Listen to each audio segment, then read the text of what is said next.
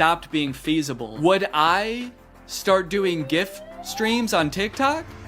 Hell no. And not even necessarily because it's like embarrassing or cringe. It's just that like what I enjoy about being a creator, that does not accomplish. There's no being creative. There's no entertaining people. At a certain point, you like strip out all of the fun parts of the career and you just have only the most superficial parts of it left. Just money and fame. So no, if like this YouTube channel didn't work out anymore, there's a billion other things I would rather do that would be more enticing to me than like GIF streaming on Twitch. But maybe Jason likes it.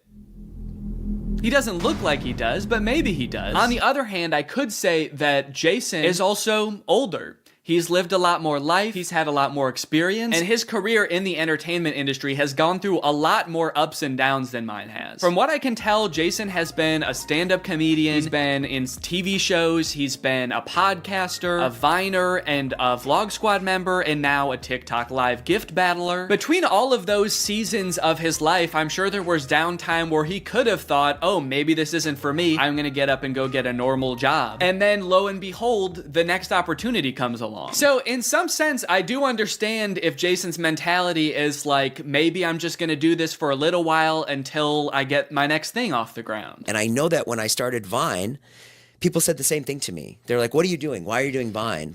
You know, and I was like, okay, this is what I'm doing. And then I did YouTube and people were like, why are you doing YouTube? And I feel like when you're first to something, that can really pan out. Yeah, I do get what you're saying, but also I don't know if this is the same as Vine and YouTube. Saying he's the first to this new thing like TikTok gift battling is gonna be the next big thing is very worrying to me. Please don't make that the next big thing, guys. On top of all that, there is this sort of like gamification in your head that happens when you're a content creator. Because so much of it is like numbers based, you're always looking at your analytics, hoping your numbers go up. It becomes kind of a game in your head to see if you can do better than you did last month or last year. Because of that, I feel like in a lot of content creators' heads, quitting or pursuing a different career path is seen as like losing the game, even if it's subconscious.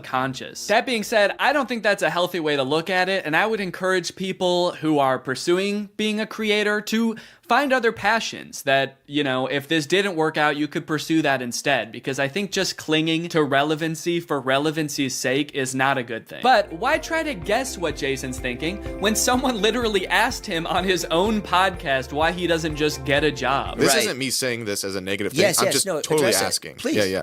Why don't I get a real job? No, I know why you do it. Yeah. But like... No, man. I know why you do it. It's pretty clear to me.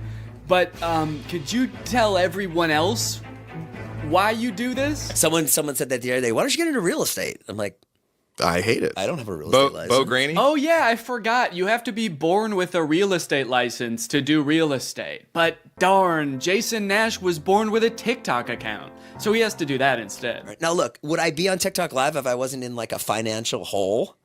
I don't know. Probably not. But also like YouTube wasn't really working. And I needed to find something. OnlyFans. I can't do OnlyFans. This is such an unrelatable thought process to most people. YouTube is not working out for him, and his first thought is OnlyFans?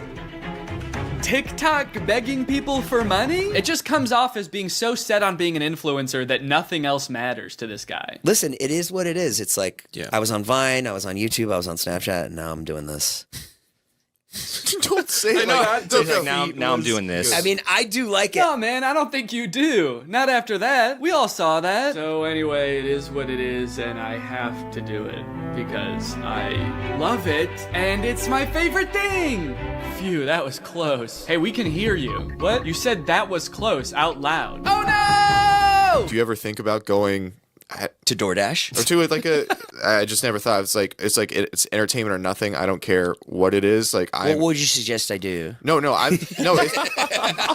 It's just that we get a job at Lululemon. From what I can gather from this clip and the way they're laughing about the prospect of being a DoorDash driver or working at Lululemon, those jobs are not even on the table for Jason. I don't know his personal finances, but Jason lives in LA, he owns a house, he has kids, he has a wife. So I feel like when he's saying things like, I don't have any other skills, what he's really saying is, I don't have any other skills that would allow me to live the exact same life that I'm currently living. And honestly, I could understand if he really does like the TikTok live streaming thing, but don't laugh at other jobs like Lululemon or DoorDash like you're so above doing them, yet you're on TikTok literally asking people for money. And I do totally get that Jason has kids that he has to support, that I'm totally empathetic to that situation. It is kind of ironic that his solution to that is to ask other people's kids for money online, but that's neither here nor there. This whole situation kind of reminds me of this TikTok I saw about a month ago. My Roman Empire is all of those influencers who dropped out of college or quit their jobs, moved to LA, then became irrelevant. Like, where did they go? What are they doing now? One interesting thing that I don't know if a lot of people know is that I feel like a lot of creators who get into this situation can actually leverage some of the connections they make while they're relevant and some of the skills that they've learned to get jobs at like marketing agencies, talent agencies, social media companies, or working for other creators behind the scenes. There's actually a lot of opportunities out there, which I would know because my first job out of college was working for a YouTube MCN. While I was still on Vine, I graduated college and I was worried that that wasn't going to be a stable career, so I actually got a job working at an MCN. And then I also worked at the YouTube channel Corridor for a while before my YouTube channel took off. So just throwing that out there, there are other career opportunities where you get to be involved in the creator space, even writing or acting, stuff like that. But it doesn't have to be your operation. You can just get a stable job. All right, it's time to talk about David again. While everyone was making fun of Jason for doing the TikTok live streaming thing, David paid him a visit on Snapchat. Dude, you're kind of becoming a legend on TikTok now. I know. Not in a good way. Yeah, but I think it's fun. No, man, this is a great look. This is awesome. Multi-millionaire visits former unpaid employee wearing a crown to make fun of his new job. David, do you know why, perchance, Jason has to do the TikTok live streaming? Have you thought about that at all? During your long nights of playing pool? Bye, guys. Thanks for having us over in your little hobbit home. And make fun of his house before you leave? Check. Great job. Now, with all of this talk about David and Jason, I just want to make it clear, do not go and send any hate to these people in real life, especially Jason. Jason actually got swatted mid-live during one of his streams a few weeks ago, which is obviously horrible. Anybody else inside? No. Okay, hold on. Let's get it put together and then... Yeah. This is obviously a horrible situation, actually terrifying. But I cannot help but break a little smile when I look over and the two people he's gift battling are the Dobre brothers. I don't think there's a single funnier sight than watching the two of these blankly stare into the camera not understanding what's going on. Also, imagine your gift battle opponent getting swatted and he's still crushing you, dude. That's gotta hurt. My big takeaway from all of this is if you are pursuing being a content creator, I would heavily recommend being super careful about the way you go about it. I would highly recommend not letting your success be at all related to the success of another influencer. You don't want to be the guy from David's vlogs when David stops the vlogs. Also, save your money. This career that we have, we don't know how long it's gonna last. I mean, I sort of view it as being any other type of entertainer. You're only relevant for so long, or like an athlete or something. You can only be in your prime for a certain amount of time, so save as much as you can. It's really easy to get caught up in the lifestyle of an influencer and like partying all the time and flying on private jets, buying expensive cars. And if you can make this career last for like 20 to 30 years, that's awesome. That's insane, but it's definitely not guaranteed. So just be careful, all right?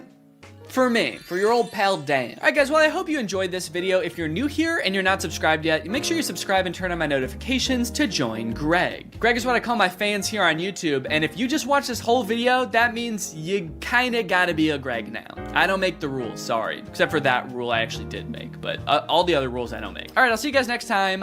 Bye-bye. Special delivery!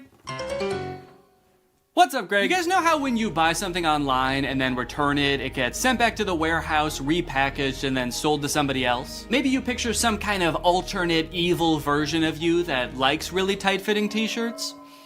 Yeah, that's not true. It turns out stores like Amazon realized a long time ago that it's actually a lot of work to look at each item that gets returned and try to figure out if it's broken or dirty or if Shadow Danny would even like it. So they thought of kind of an ingenious method to get rid of it all.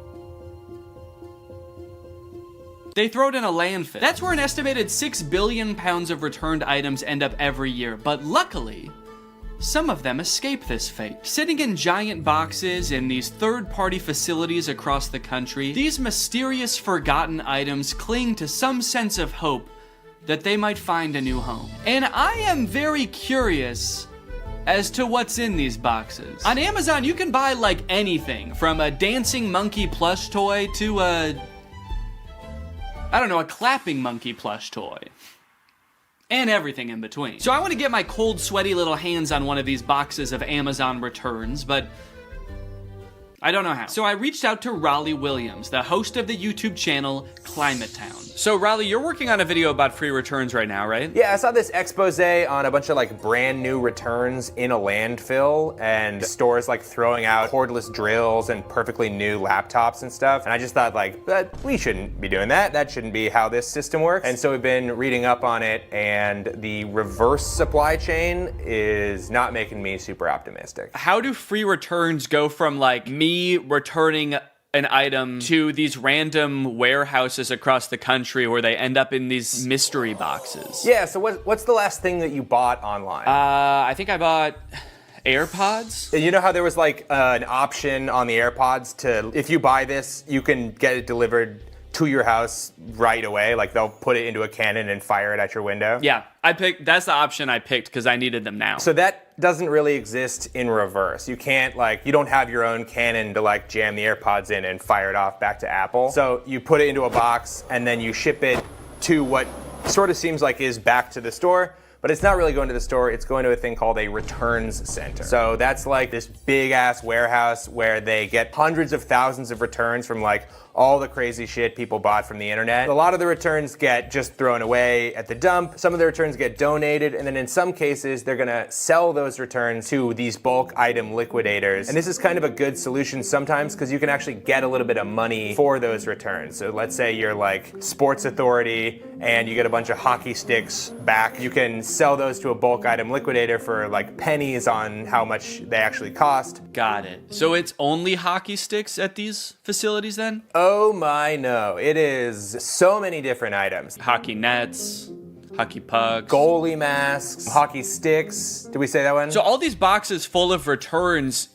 who do they sell these to? Do people like me just come in and buy giant boxes of Amazon returns? Yeah, there's a lot of liquidators that just have an open door policy, and it's like, bring your kids, let's make a Sunday out of this. Come on down and spend $400 on a box of random returns. So I could just go to one of these places if I find one and just buy a box? Yeah, this would actually be kind of a good section for my video that I'm making too. So maybe we'll just go to one together. I think it'd be a good challenge to see if you can actually resell the items in the box at a profit. To actually see if it's possible to like get your money back from the big box of returns that we buy. Maybe at the end of the video too, whatever like profit I make, we can give to a charity or something. That'd be a cool way to end it. Yeah, that sounds great. I mean, I do want to manage your expectations. I don't know how much you're actually going to be able to get from selling these items off. So I don't know how much profit this box is going to generate. It was the perfect plan. Given that this is actually a pretty common side hustle I'd seen before on YouTube, I figured I would have no problem turning a profit and donating said profit to charity. Some creators have actually gotten so successful flipping pallets that they've actually turned their operation into a full-time business. Just 3 years ago, Mitch was selling furniture out of his garage. Yes, I was. Now we're in this 30,000 square foot place. We did some research and found out there was a liquidation center not too far from where I live. So Raleigh hopped on a plane, and before we knew it,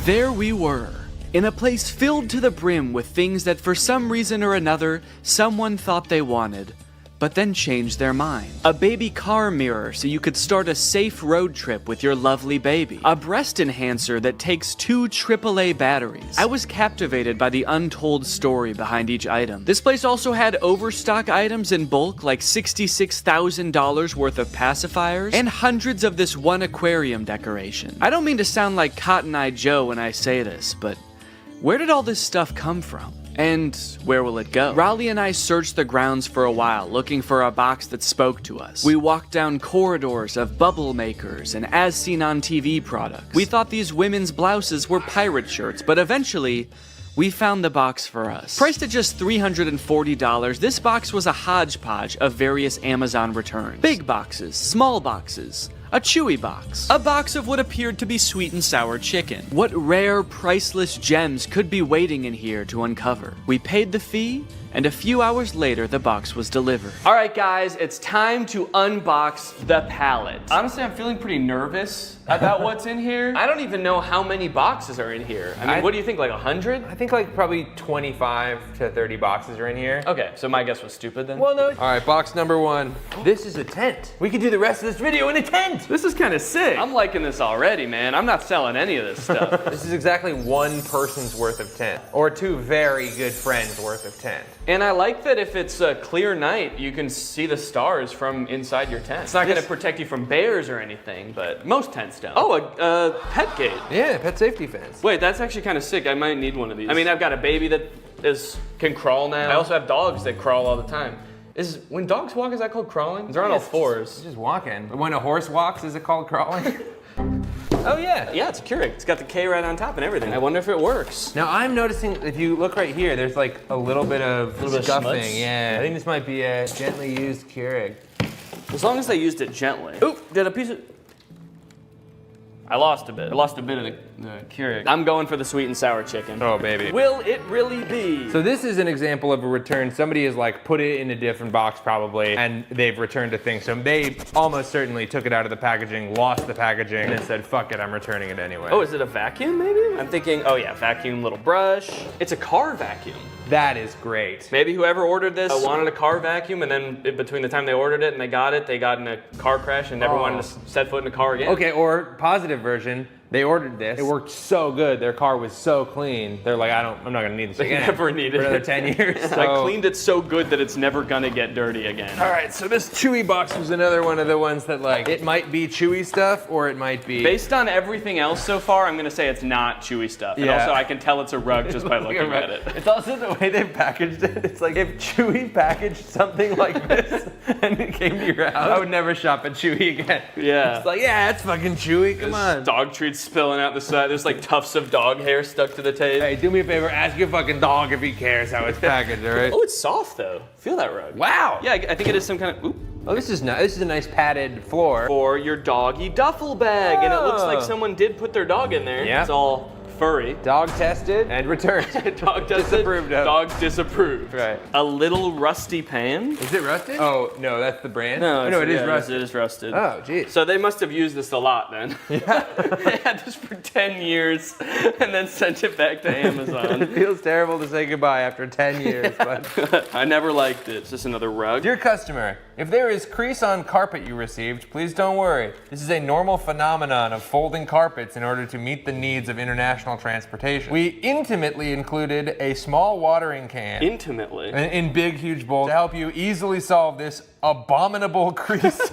This crime against God of a crease. There were a few staple categories in this particular palette. For example, a shocking amount of tents. Could this be like a changing tent? Oh, yeah, maybe it is. Yeah. I think I just found another tent. We have an orange tent here. Okay. Also a bunch of rugs and 2 toilet accessories. I could understand why Amazon wouldn't want to take this back. Honestly, this one, I'm gonna give them a pass on this one. But there was a category of items that worried me the most, and that was the items that I didn't even know what they were when I unboxed them. Wait, whoa.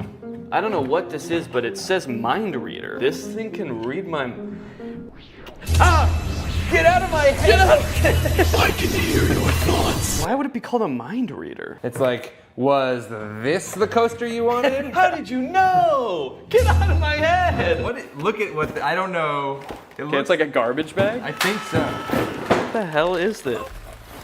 Okay, and was it just like wood? It's a plank of wood! Wow. And does it say on the back, this is a set, do not separate? Oh, does it? This is a set, do not separate. There is one thing in here. Yeah, I wouldn't know how to if I tried. I'd need an axe. The more boxes we opened, my hope that we might find some cool, mysterious, rare item started to fade. People aren't constantly ordering cool doodads on Amazon and then returning them. As we came to find out, life is mundane, and so was a lot of the stuff in this box. until we found this cool bird feeder. A smart AI recognition bird feeder. What does it recognize? I think it recognizes the kind of bird. Ooh, wait, that's actually kind of cool. It's kind of cool. Maybe if it sees a squirrel, it won't like put anything out. If it sees a squirrel, it shoots it. Okay, yeah, look at the bird seed comes down. Your little camera looks at him, says, blue jay detected. Wow, that's actually kind of cool. That's great. I could definitely find someone that wants to use this. In total, there were 34 boxes, and without making a single dime yet, we had already spent 55 minutes taking it all out of the box. I'm not gonna show us unboxing every single item, but if you're curious, here is a list with all 34 items we unboxed. Battery low, your GoPro will automatically power off. Wow. That's weird. Perfect timing. Do I have a rectangle on my head? It's a little one. It sort of looks like you're like Harry Potter's brother. He's like got a little rash on your head, but not the lightning bolt. He like saw Harry get Avada Kedavra and he like ran away and just ran into a wall. The boy who goofed. Yeah.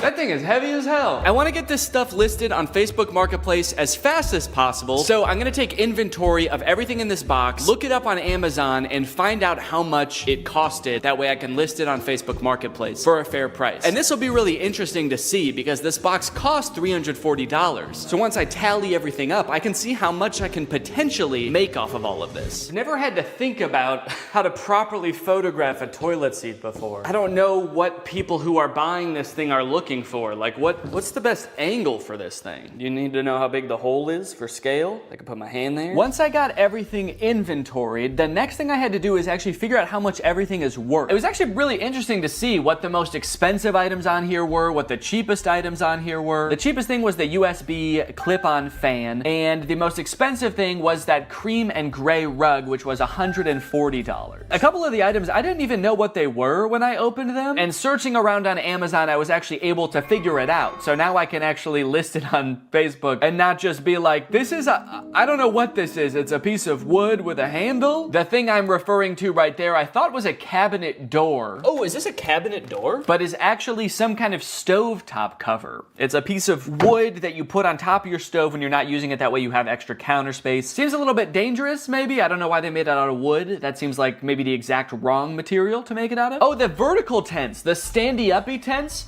are for privacy and showering in the woods. So I guess you just climb in there and you just dump water on yourself? Or maybe if you get some kind of hose to go in there. Yeah, it's for showering. It's not for sleeping standing up, surprisingly. So in total, the box cost $340 and there are 34 items, conveniently. It's almost like they did that on purpose. But basically, I have to sell everything for an average of $10 or more to break even or make a profit. But if I wanted to make the maximum amount of money possible, then I would make around $1,700. And then if you subtract the $340 that I bought the pallet for, or Raleigh bought the pallet for, really, then the profit would be $1,350. So that is the maximum amount of money I could make from this. 1,300 smackaroons. But as I'm sure you're aware, that's not how Facebook Marketplace works. I don't think I'm gonna be selling these for anywhere near the amount that you could get them for new. I wanna try to sell this for a good price, but I will also be battling with my other want, my secret want, which is to get all of this stuff out of my garage as quickly as possible. I can barely back my car into the garage right now because this box is so big. So there's like an angel and a devil on my shoulder right now. The angel saying, come on, Danny, let's make a profit. And the devil is saying, get that fucking box out of the car. I don't want it anymore. We don't need the box. Just drive the whole thing to Goodwill. They can figure out what to do with it there. And then I also,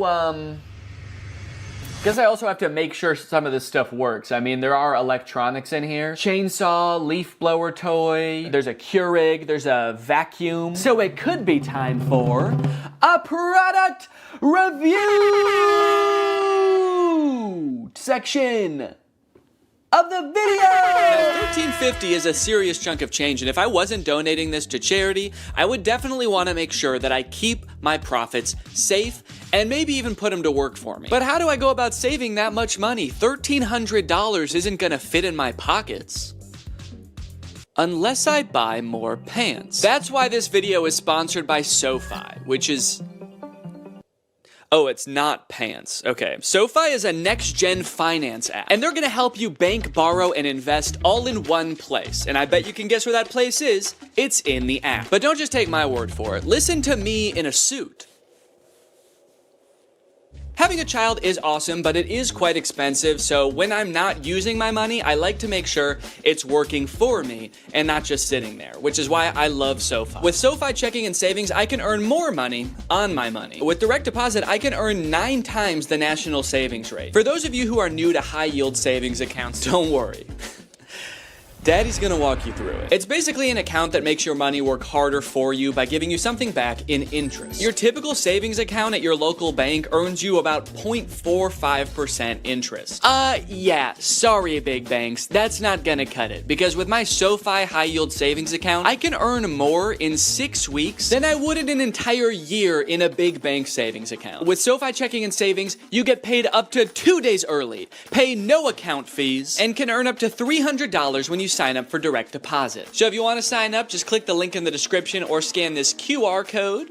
It's made just for me to show you. Thanks to SoFi for sponsoring this video, and thank you to you guys for checking out SoFi.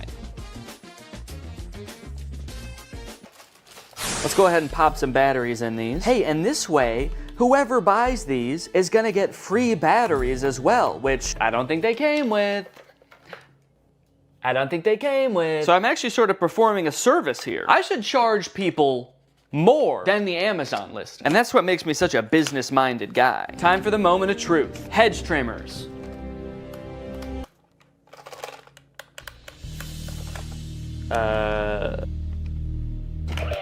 Whoa! Okay, this one works. I didn't even mean to turn that on. As I picked it up, I accidentally pulled the trigger. This one, it seems like doesn't want to do anything, and this one was so ready to work that the second I touched it, it was like, yes!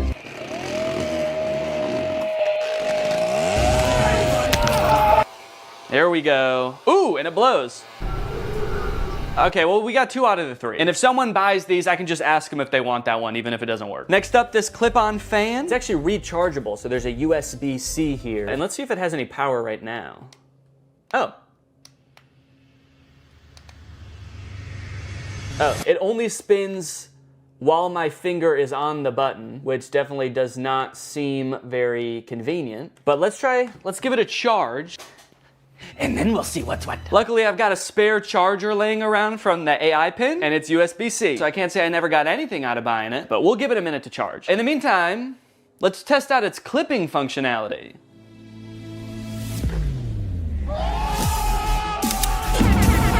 Hell yeah. Up next, oh no, golly.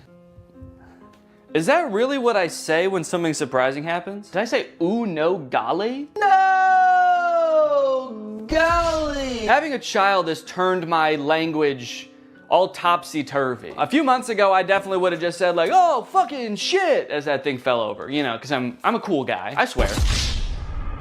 Okay, so this is the Keurig. Water. And now let's see if it'll just make me a hot cup of water. Guess I'll just do 8 fluid ounces here. Go. Does it know there's not a cup in here? Go! Why isn't it going? A Keurig starts going right away, right? You press it and it just starts going like... In my experience, every time I've used a Keurig, you press it and it goes right away. Okay, maybe it knows there's not a cup in here and it's mad about that. All right, let me see if I have a Keurig cup laying around. Found one. Maybe I have to put a mug here. Maybe it won't start unless it detects. Does it have mug detection technology?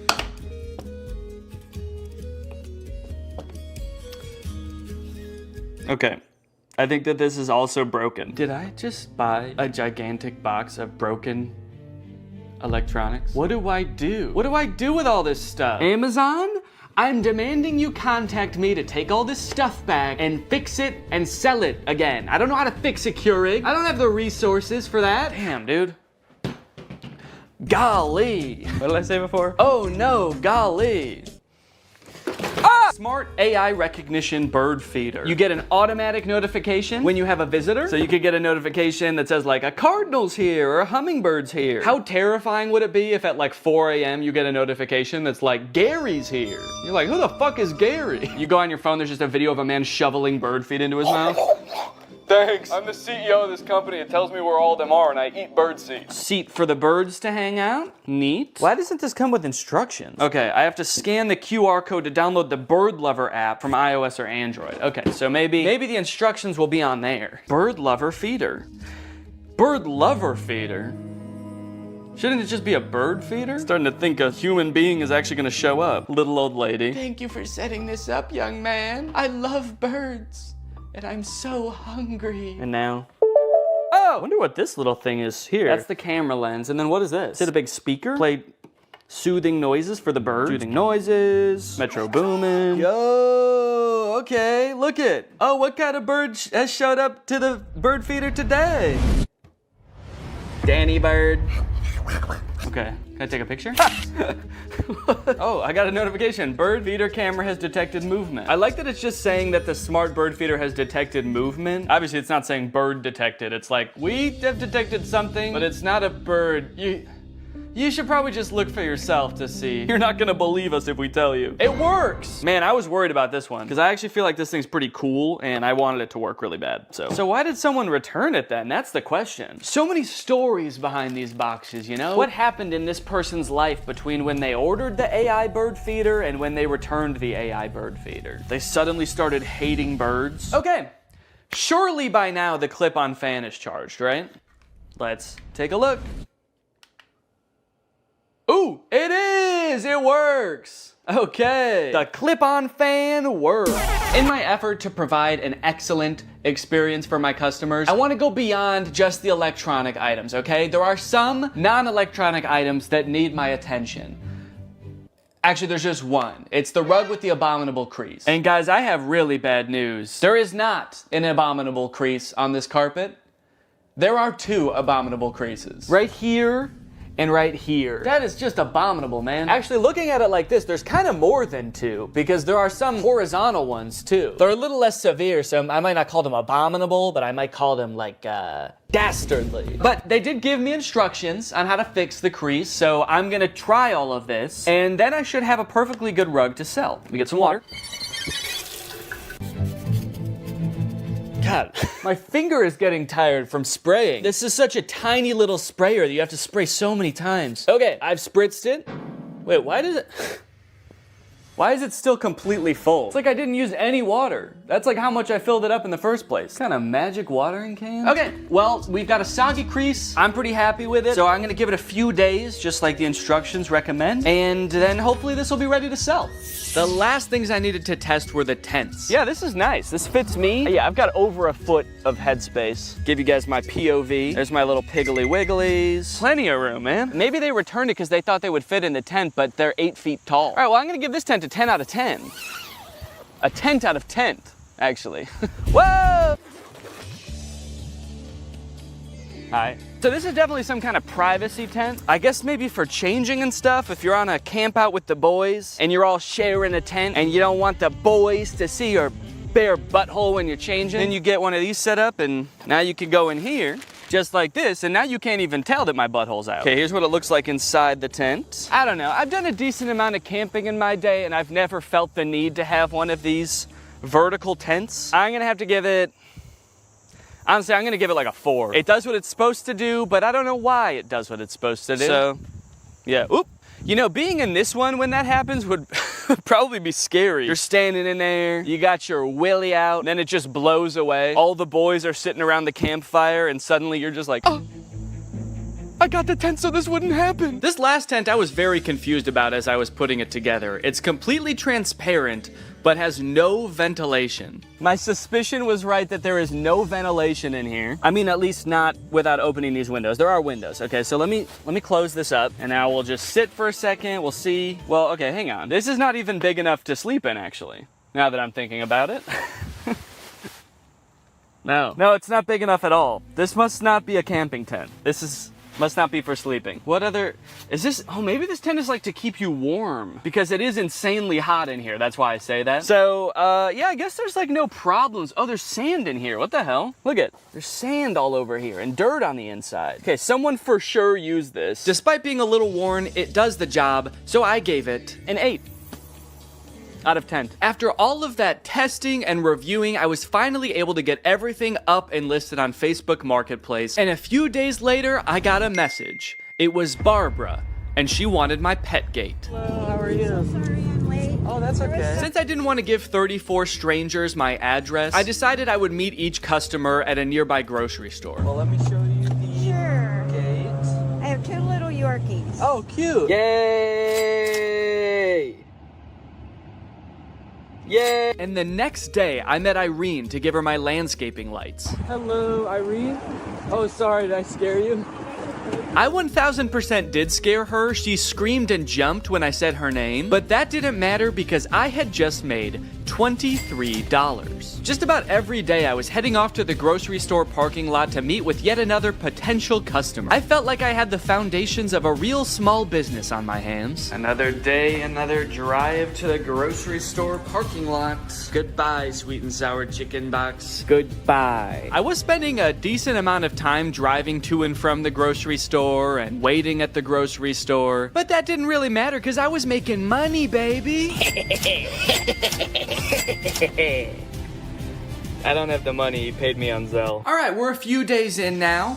How are things looking? I don't know if my listings just took a while to get into Facebook's algorithm or something, but they weren't getting any interest for the first couple days. But then suddenly, on the second or third day, I started getting a ton of messages.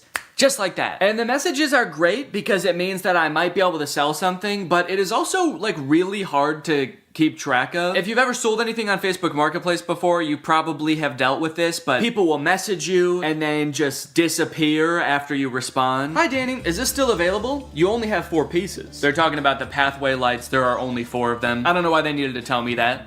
I know that. Don't shame me for how many pieces I have. Yes, are you interested? Yes, it's 4. And then they just completely ghosted me. They just messaged me to insult me. Hi, is this available? Yes, it is.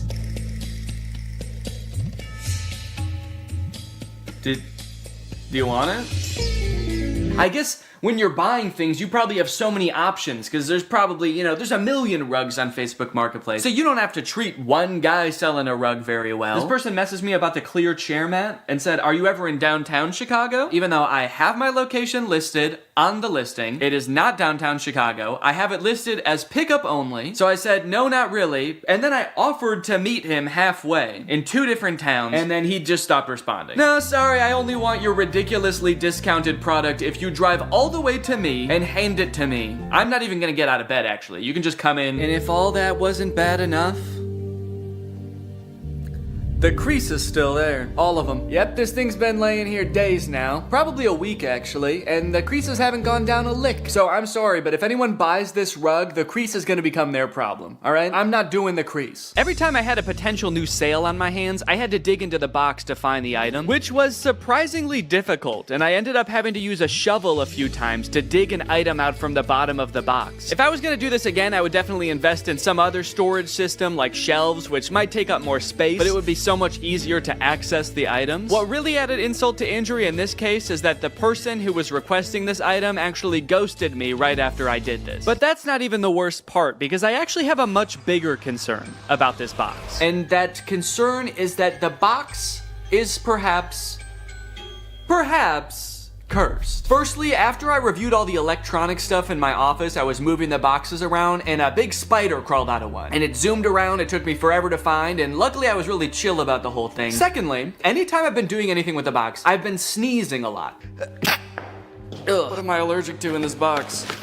I don't want to know. And then I noticed that later that day, every time I've gone into the box, I have told Laura, I think I have a fever. This is like hours after I'm done using the box, but it's always on days where I did use the box. I just feel feverish. I have body aches, I feel exhausted. So I'm highly allergic to something in the box. I guess dust, although I've never been allergic to dust before. And then the third thing, which is the most concerning thing, a few days ago, I got a bunch of mosquito bites on my body. At least I thought they were mosquito bites at first, because they were just a bunch of itchy bites. But after a few days, they kept getting itchier and itchier, and you'll notice I'm itching one right now. And then they got really red, which doesn't happen to me with mosquito bites. The bite itself got red, and then the whole area around it got red. And they're starting to get better now, but you can still faintly see the redness around this one. I've got like 5 or 6 of these on my body. This is very concerning to me. So I don't know, maybe this is all kind of in my head, maybe there's a spider in the box because it's in my garage and there's spiders in my garage. Maybe these bites are just mosquito bites and my body is reacting a weird way. Or maybe, what is the more likely option, the box is cursed. But hey, baby, that's just more motivation to get rid of this stuff, huh? Sell it. give the curse to someone else. But at the very least, I should be careful when I give people the boxes. I should probably check them all for big spiders and ancient magic before I give it to them. Yep, should be good. Sweet. All right, have a good day. Yeah, no problem. All right, I've just finished up another sale here, and I was just sitting here in the car doing some thinking, and I think I've decided that I don't like this one bit. In terms of side hustles, man, I don't think that this one is it. Look at all of the messages that I've received between today and midday yesterday. So many people that I need to coordinate with, and the chances are, based on all of these messages, I probably won't even sell anything. The ratio of messages I receive to products that I sell is probably like 40 to 1. I've spent so much time messaging people and I've sold 8 things out of the 34 things I have. It's been weeks and I've sold 8 things. And then when I do have an actual buyer, it's almost just as annoying to coordinate with them. I had another guy that I was selling something to. We were supposed to meet at 7 p.m. one day, but he messaged me at 5:30 and was like, hey, just to let you know, I'll be there in 20 minutes. I hope you're free. To which I responded, no, sorry, I'm not gonna be free until probably at least 6:45. And then he messaged me when he arrived at 5:50 and said, okay, I'm here.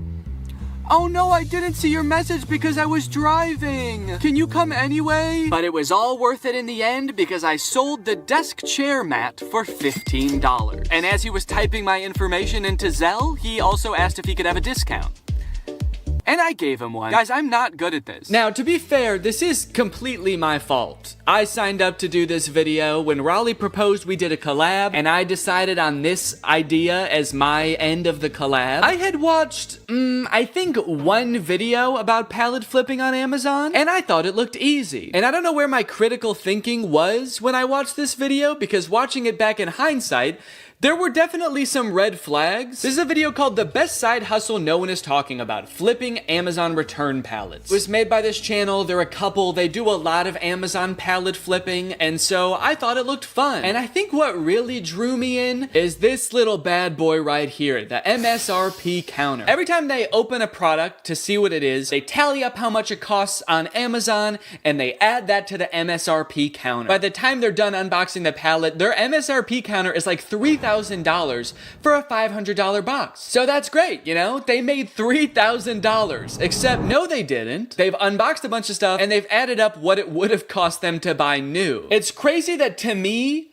opening a box for something that costs $100 means you made $100. That's how it worked in my brain. But no, of course it doesn't work that way. There's so much work that goes into this. You have to have a salesman brain. I don't have that. I actually think that this side hustle leverages like all of my weaknesses. Selling things, planning ahead, being organized. Those are all parts of my brain that I've always known I'm not good at. I like turning on a camera and making silly YouTube videos. That's the side of my brain that works properly. So what I should have done is maybe watched a couple of videos and then Googled other people's experiences trying to flip Amazon pallets, because then I would have found this. On the flipping subreddit, someone asked, what are your guys' experience with Amazon return pallets? My experience is that Amazon return pallets have ruined my local yard sale ads. Every other yard sale I go to ends up being someone who ordered one of these pallets.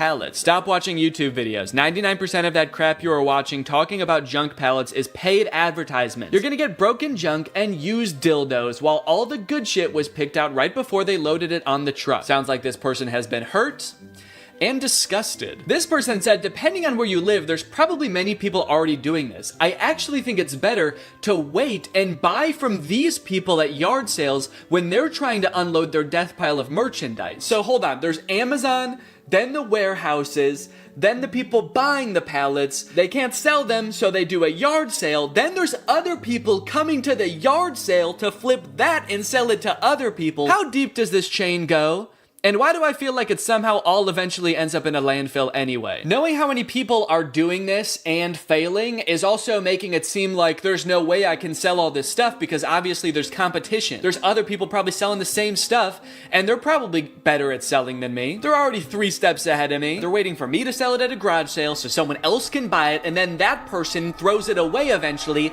They're waiting by the garbage can for them to throw it away so they can pick it up for free and then sell it for $1. But that's when I thought of the perfect plan. And I actually haven't thought of what the plan is, but I'm just gonna wait until I have thought about it, and then I'm gonna add that in with voiceover. Weeks went by after this. Each day that I would walk into my garage, I would be confronted by a giant box of my own failure. All of my so-called biggest weaknesses staring me in the face and preventing me from backing my car into my garage. Oh, on the plus side, I did learn that the mysterious bites I was getting weren't from the box at all. Apparently, due to the cicada uprising this year, there was also a surge in the population of a microscopic mite called oak leaf itch mites, which feed on cicada eggs and then bite YouTubers in the back of the knee when they're already going through a pretty tough time.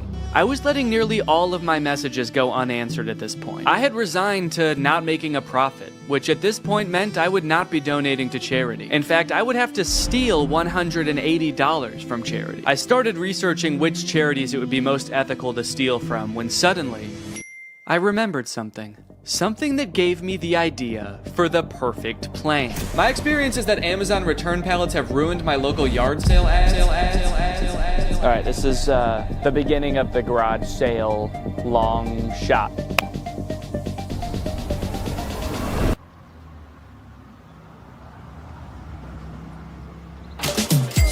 Thank you. You know what I think you'd love? A tall green tent. Pleasure doing business with you. Cha-ching. Another satisfied customer. I'm on a roll. Yes. Thank you. Yes. Yes. Yes. I thought she was gonna want the bird feeder. She looked like the perfect candidate for the bird feeder. She actually laughed at the idea. She asked about it. I told her what it was, and then she laughed at me and said, "That's hilarious." And then she left.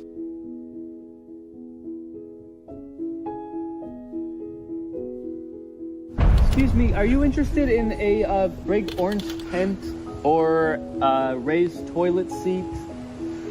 Maybe she'll be back later. She's got to go get her purse.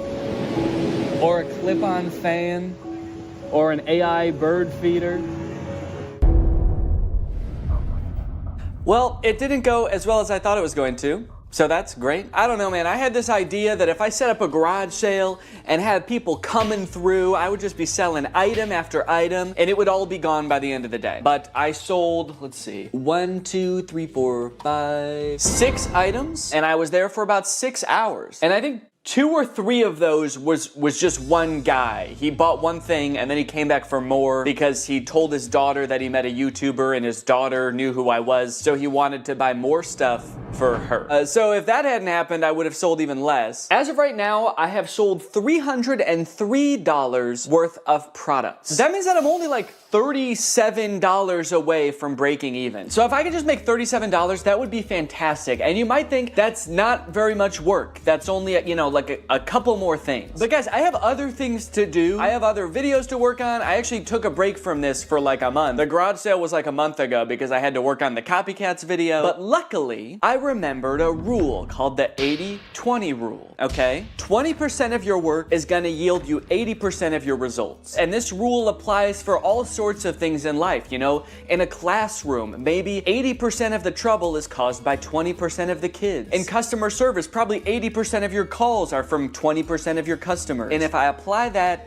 to this, maybe 80% of my profit can be from 20% of my products. I need to be focusing on the few products that are gonna yield me that last $37. So if I just look at the 3 most expensive products that I still have on my list, I have the rug, which on Amazon is $150, the raised toilet seat, which on Amazon was $80, and the marble toilet seat, which was $90. I need to focus on the stuff that's gonna bring in the big bucks, because I have like 16 or 17 products still listed, and if I am trying to field messages and coordinate with people for all of those products, I'm gonna go insane. So I fished the big rug and the 2 toilet seats out of the box, and unlike last time where I was just hastily taking pictures as quickly as possible, I took some time. I created eye-catching photos to show these products unique features and assure people the toilet seats had never been used. I also took some time to enhance the descriptions and the product listings, and then I also posted them on Craigslist. As for if it worked, well, you're just gonna have to see for yourself. Okay, here I am, back in the parking lot. The woman who is coming to meet me said she just wants to look at the rug. I hope that means she's gonna buy it and she just doesn't want to just kind of like see what I got just for fun. The rug is listed for $60, so if I actually sell it for $60 right now, I'll be past breaking even point. I can get out of the game for good. God, I hope she buys this rug. Please, God. Hi, how are you? How are you doing? I'm doing great, thanks. Good. Look at it, it's got the rubber backing too.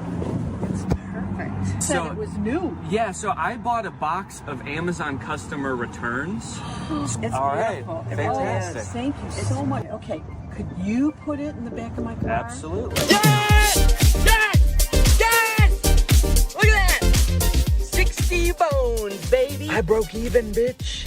I'm out of the game. Welcome to Profit City. As if it wasn't great enough getting rid of that rug and breaking even, those two ladies that just bought the rug were the nicest people I've ever met. They were so sweet. I'm feeling good.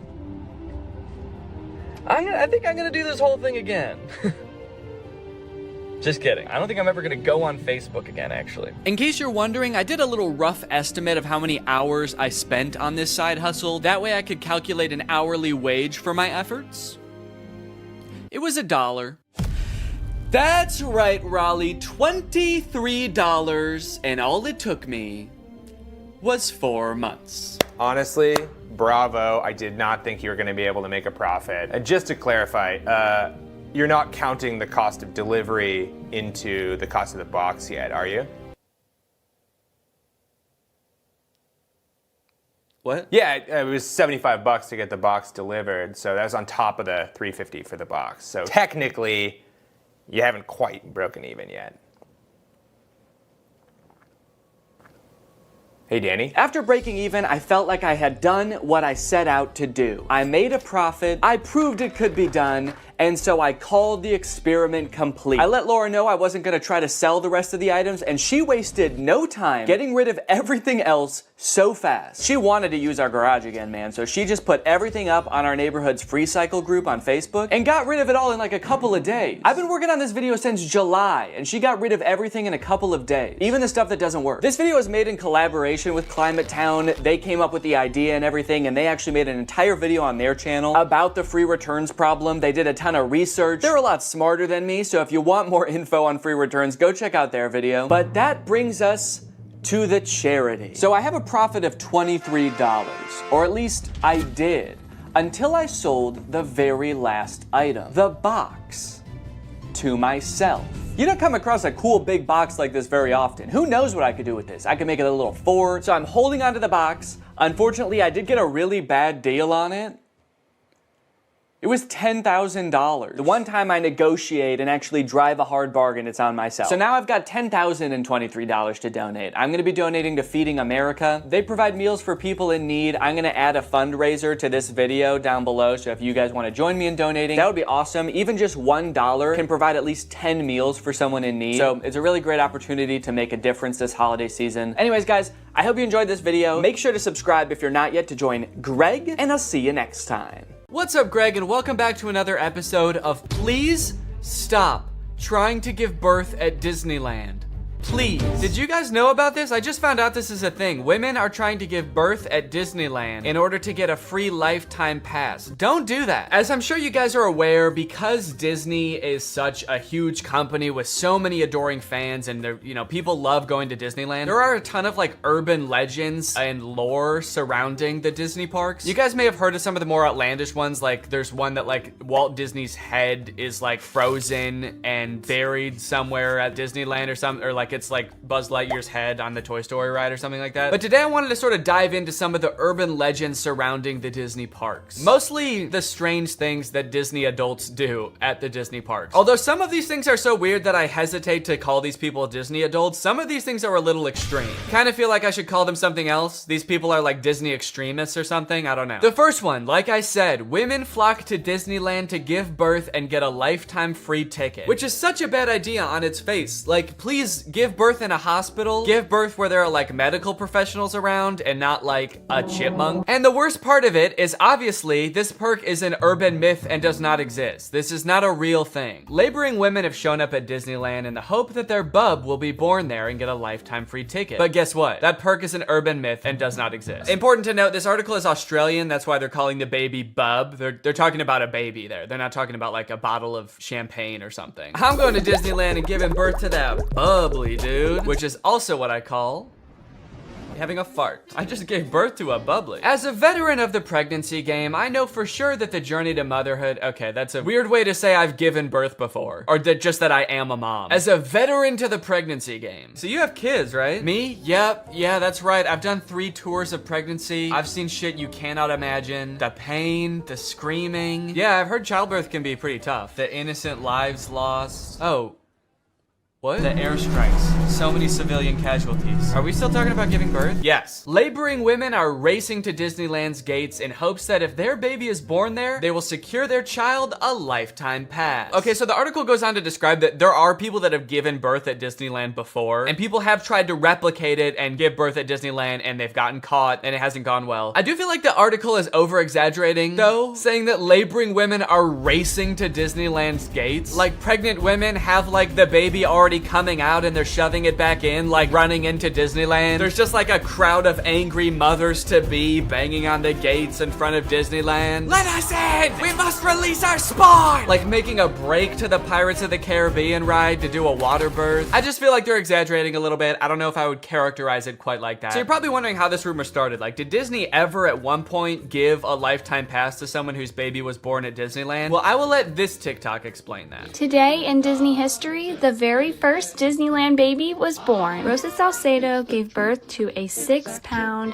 10-ounce baby girl on a bench on Main Street, USA, right outside of the Plaza Inn. Can you imagine visiting Disneyland as a family of 2 and coming out as a family of 3? Yeah, I can actually. But not because I'm gonna give birth. I'm gonna kidnap Donald Duck. You're my child now, Donald. The perfect happy family of 3. Husband, wife, and my uncle Donald Duck, who I've been holding at gunpoint for the past 16 years. There have been 4 babies born at Disneyland, and all of them have been girls, but only one has their own Disneyland birth certificate. So that might not have sounded significant, but that's actually how the rumor started. The first baby that was born there, Teresa, got a birth certificate that was just like a Disney birth certificate that says like, this is the first baby to ever be born at Disneyland. And I guess like word got out that this baby got some kind of special certificate, and then people just started assuming like, oh, that's a lifetime pass. That baby got a lifetime pass. And from that moment on, has just been a rumor that if you give birth at Disneyland, your baby gets a lifetime free pass. So honestly, if you're like that big of a Disney fan and you do this, you don't even get a lifetime pass. You still have to pay to go to Disneyland. It's just your baby that gets in for free. And I kind of feel like babies get in for free to Disneyland anyway. Is that true? Children under the age of 3 get in free to all 4 theme parks and 2 water parks at Disney World. There you go. You want your kid to get in free to Disneyland? A better conspiracy would be just pretend they're 3 years old for their entire life. That shit could actually work. The article goes on to talk about a time where someone has tried to sneak in to give birth at Disneyland, and they hid in the bathroom while going into labor until I guess employees had to like assure her that her baby would not be getting a lifetime pass, and then she was like, oh, okay, fine, then I'll just go to the hospital. Once they assured her that she would not be receiving a lifetime passport, she came out and accepted the ambulance ride to Western Medical Center where her baby was born shortly thereafter. I don't know about you guys, but it kind of sounds like she failed the test. If you know anything about Disneyland, you know how well the cast members there, all of the employees, all the staff, all the people in costumes are trained to like respond to every circumstance. It sounds like you just entered the giving birth at Disneyland experience, and honestly, you didn't make it to the end where you get the prize. It also says that this discussion board, The Laughing Place, has some hilarious forum chats about this topic. So I guess other people have been like sharing stories about this happening on this forum, but when I clicked on it, it turns out that it doesn't exist anymore, which kind of sucks because I wanted to find out more times that this has happened, but honestly, it is probably for the best. Kind of sounds like they were talking about some pretty sick shit in there. You think you're gonna go to a Disney forum and see people talking about like, my favorite movie's Coco, but instead you see people talking about like, I'm gonna give birth inside of Pluto's house. I'm gonna go to Disneyland and get fucked by Goofy, and then Goofy's gonna be the father of my child, and I'm gonna give birth on It's a Small World. And I'm gonna make Elmer Fudd cut the umbilical cord. Is Elmer Fudd a Disney character? I actually don't think think he is. But he's gonna be there anyway. And then me and my freak mutant, half goofy, half human child will both get lifetime passes. Free pass for life for my little freak. Passes or not, being born in Disneyland is a pretty cool claim.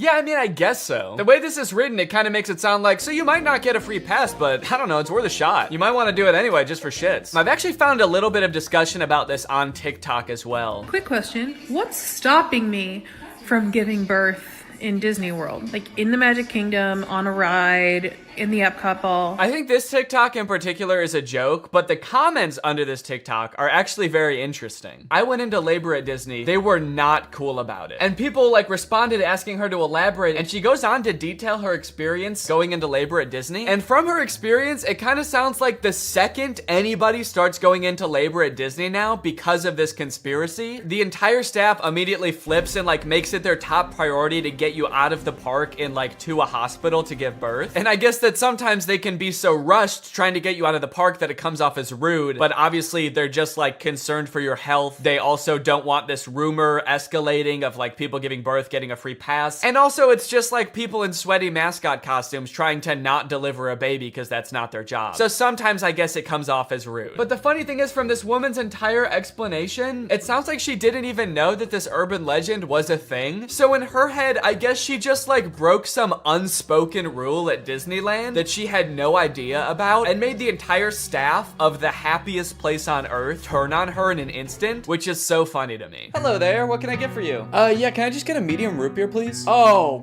great. Oh, great, another guy here to put his balls in the root beer.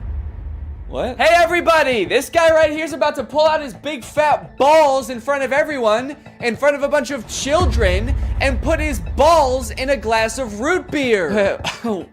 Why would I do that? Don't play dumb. I'm not playing dumb. I am dumb in this situation. You've clearly heard that if you put your stupid fat balls— why do you keep calling them fat— in the root beer at Disneyland, you get to spend the night with Minnie Mouse. Oh, what the fuck? No, I just wanted some root beer. Is that true? No, it's an urban legend. But no matter how many times we tell people it's not true, we still get perverts like you coming to Disneyland, ordering root beer just so they can put their stupid— don't call them fat— balls in it!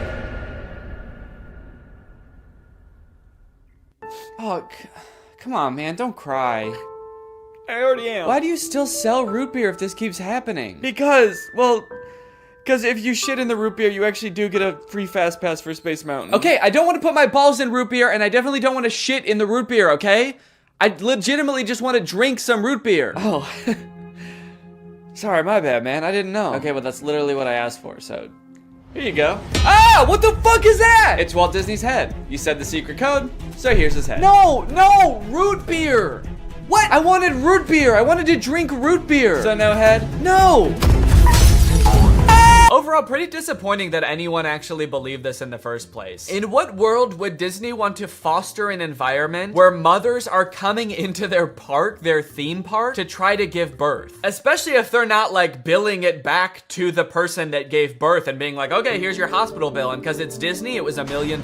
Now, by now, it should be no surprise to you that there are some people in this world that want to spend every waking moment of their lives at Disneyland, especially their most precious moments in life, which is why you can also get married at Disneyland. Let's take a look at some of the craziest places you can get married at Disney World. Starting at $12,000, you can get married at the Haunted Mansion in Disney World. But just like expecting mothers trying to sneak into the bathroom to pop out a quick person, couples are of course also trying to cheat the system and avoid paying to have their wedding at Disney. So they'll just like sneak in with like themselves, maybe a couple family members and an officiant, and just like have the wedding in like a somewhat secluded area of the park. Here we have an article that details a San Diego couple sharing their secret Disneyland wedding story. Not many people can say they secretly got married in Disneyland's Sleeping Beauty Castle. 2 years ago, Gabriel and Andrea had been saving up for their dream wedding at Disneyland. However, when they began looking for wedding options options at the park, the couple said that the cheapest option was $12,000. Instead, they decided to spend their life savings on a house. Great move, honestly. No complaints so far. That's a very wise choice. So Gabriel and Andrea decided to have a secret wedding at Disneyland. The couple gathered Gabriel's oldest daughter, an ordained minister, a witness, and packed their bags, heading for Disneyland for what they called a guerrilla-style wedding. Now, I don't know much about weddings. I've only had one, but I do know that you don't generally want to have them guerrilla-style. Like when we were planning our wedding, that word almost never came up, I don't think. Just imagining them describing their wedding afterwards, like, yeah, it was so romantic. We hid in the bushes for 8 hours in the hot Florida sun wearing camo paint, waiting for the crowds to die down. You know, just sort of waiting out the crowds and the gunshots, the airstrikes. Airstrikes? Then we popped out and I said I do.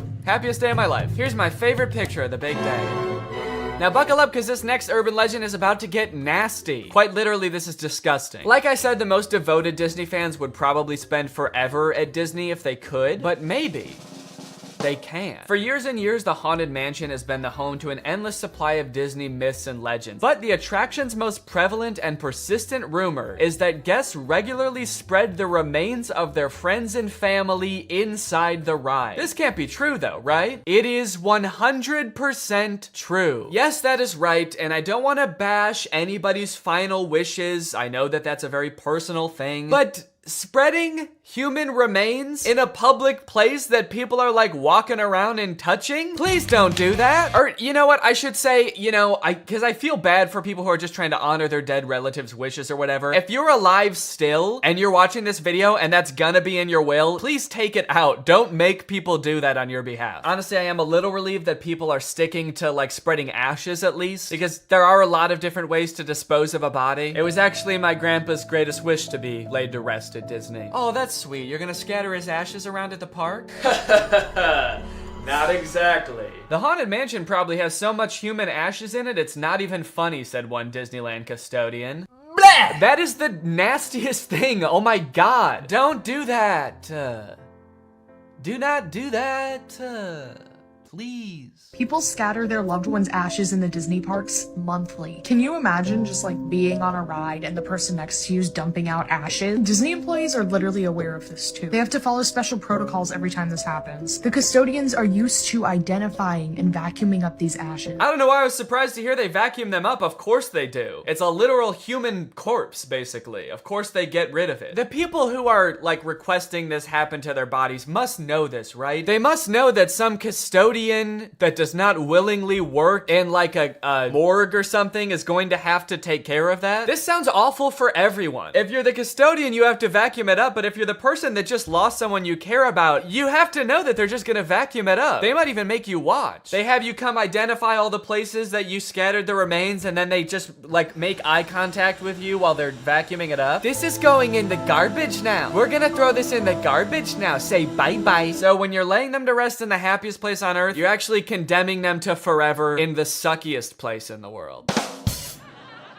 Yes, that is a very funny joke. And people will put them anywhere too. Like flower beds, bushes, the lawn at Magic Kingdom, outside the park gates. Outside the park gates? They'll put this shit anywhere too, you know, outside the park gates, on the highway on the way home, the McDonald's across the street, Universal Studios, shit anywhere. It doesn't really matter. I feel so bad for the employees that have to deal with this, honestly. That would be so scary. Honestly, even as a patron, you know, I honestly like going to Disneyland every once in a while. I think it's pretty fun. But next time I go, I am going to be terrified that I'm like touching human remains at all times. Especially now knowing that they put them everywhere. I'm gonna be eating a turkey leg and wondering like, is this actually some guy's leg? They're most frequently dispersed around the Haunted Mansion, which is kind of perfect if you ask me. Okay, this girl's actually a little bit too into it. But now this whole ashes thing, which is not really an urban legend, is actually true, has actually spawned urban legends out of it, as you can see here. Have you heard of the legend of the crying boy at the Haunted Mansion in Disneyland? The story goes a mother spread her son's ashes without permission from Disneyland, and you can see him crying as you're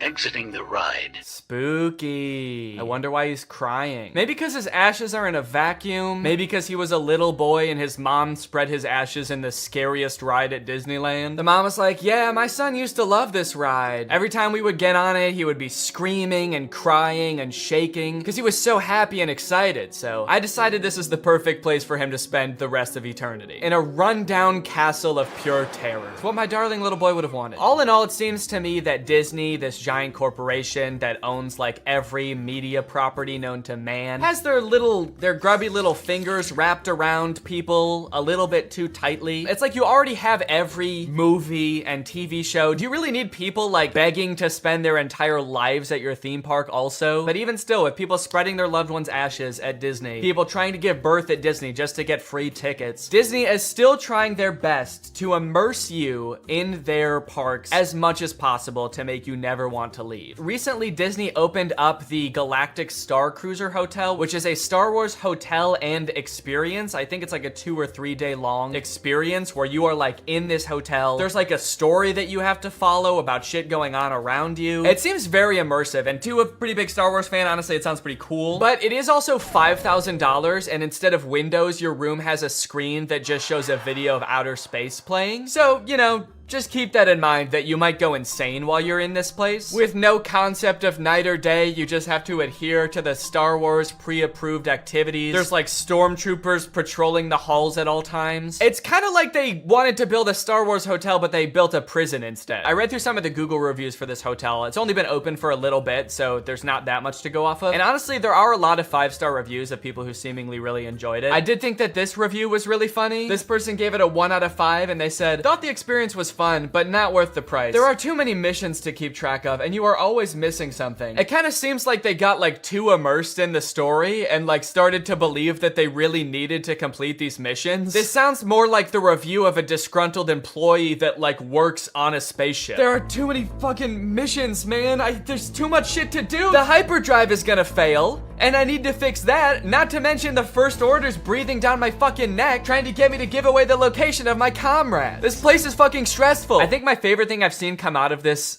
Star Wars hotel is this apparently now deleted ad for the experience that says, strike unlikely alliances in your very own Star Wars story. Apparently when you come in, you can decide if you want to be like on the good side or the bad side. So this ad, shit, this place is metal, dude. This goes hard. It's crazy to me that you actually can choose to be on the side of like the evil intergalactic fascists, basically. You and your preteen daughter can don First Order uniforms and betray one of your favorite characters' trusts, Chewbacca, giving away his location and leading the First Order directly to him, who will take him away to be tortured and then eventually executed. It might be a little too immersive. It might be. We're gonna start hearing people come back and you're gonna be like, how was your trip? You went to the Star Wars hotel, right? And they'll be like, the guilt over my actions will haunt me forever. But I did what I had to do. It was honestly fucking sick. I loved it. And honestly, like, if someone offered to bring me there for free, would I go? Yes, I probably would. Yeah, honestly, I would like to go 100%. I would like to go. Life is curated by Disney.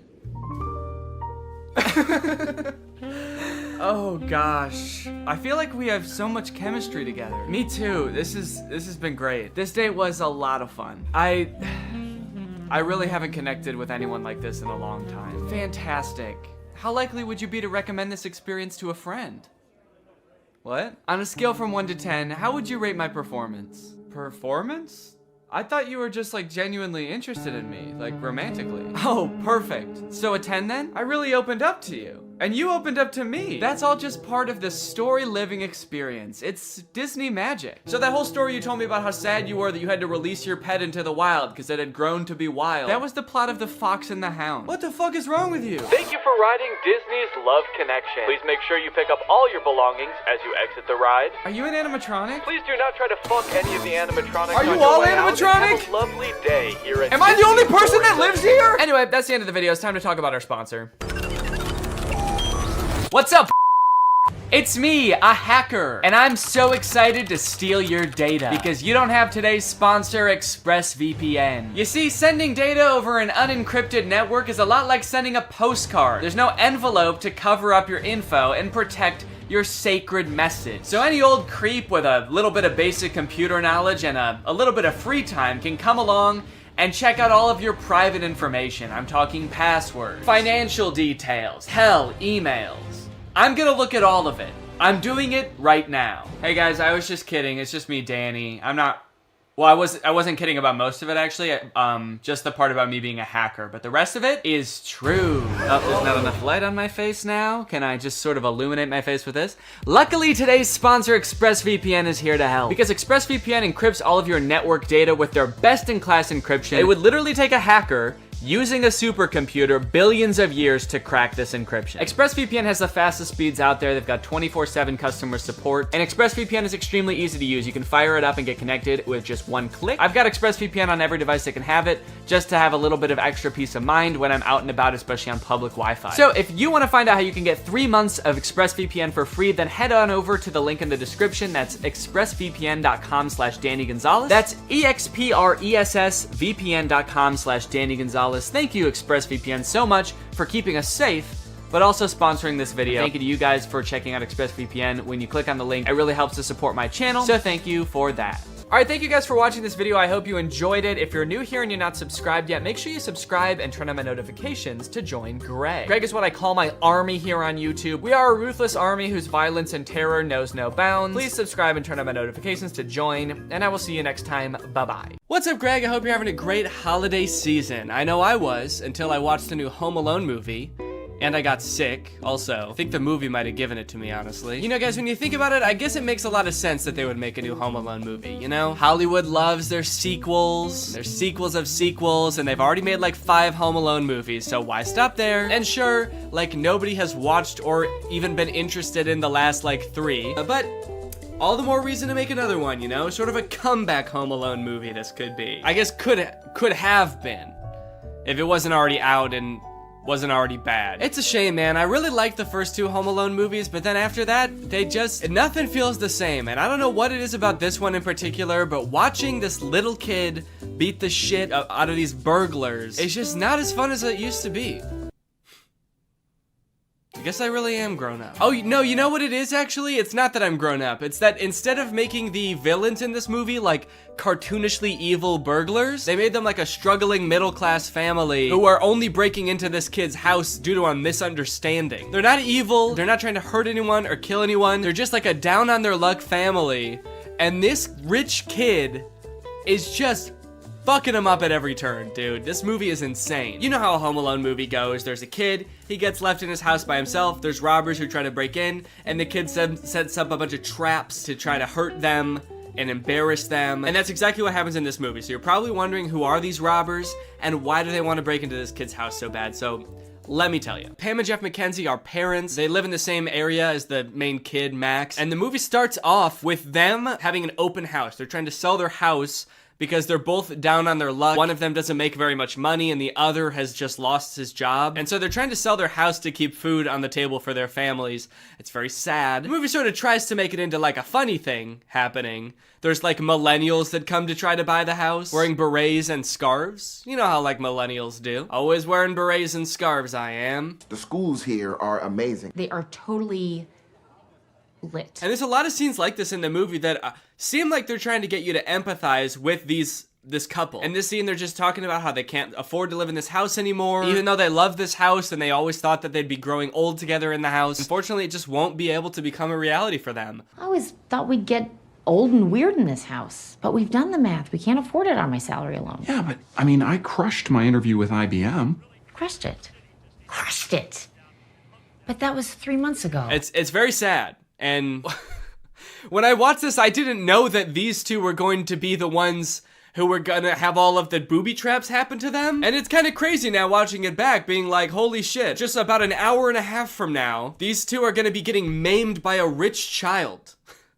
How fucked up is that? So what's their motivation to rob this kid, you might ask? Well, it's sort of, I feel like everything in this movie is so long and convoluted to explain. Probably because they've done this same movie like 6 times now. And so they keep having to come up with like new, more obscure ways to explain everything. Like, how does the kid get left home alone? And why are burglars trying to get into his house? Basically, there's this doll that the McKinseys own. They have a whole collection of these dolls that were like his grandma's or something. And they find out that one of them is worth like $200,000, which is enough money for them to like save their house and have enough time for the husband to find a new job. And they can even remodel the whole house. It's great. But during their open house, Max and his mom, who are rich, by the way, they live in a mansion, stop at their open house because Max has to pee. Do the maths. 6 soda refills into one tiny 10-year-old's bladder does not go.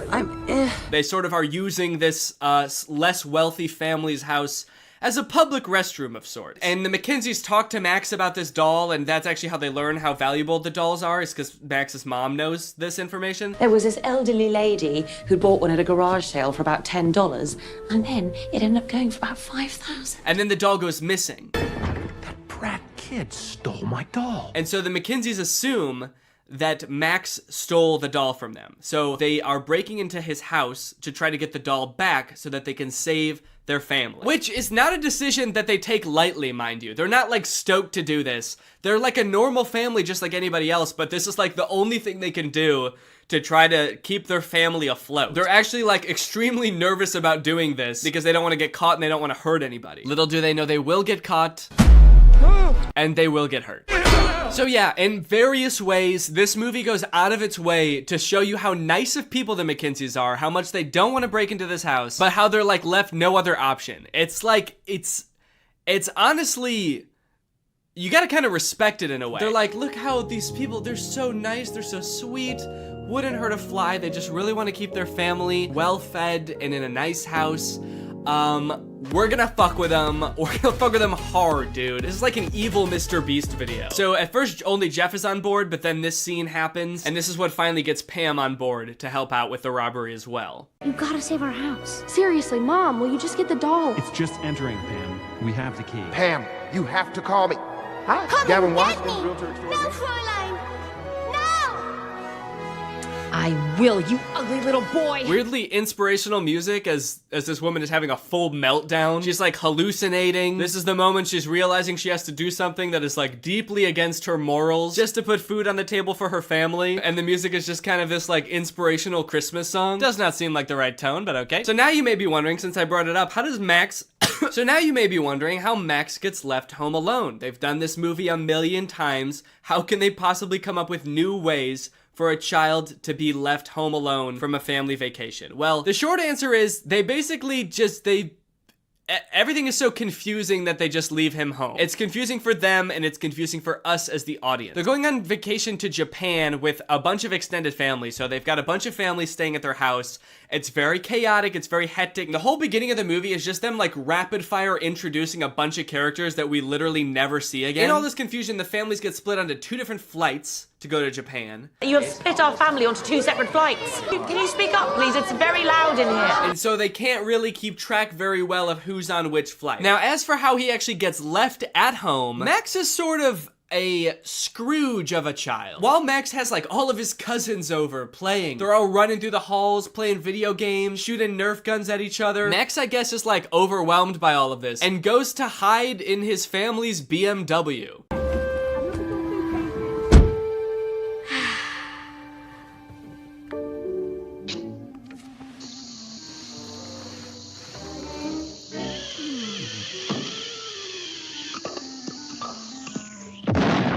There's like a random car commercial at the beginning of the movie. He leaves the ruckus of his house on the holidays to go sit in the garage in his family's BMW and watch cartoons.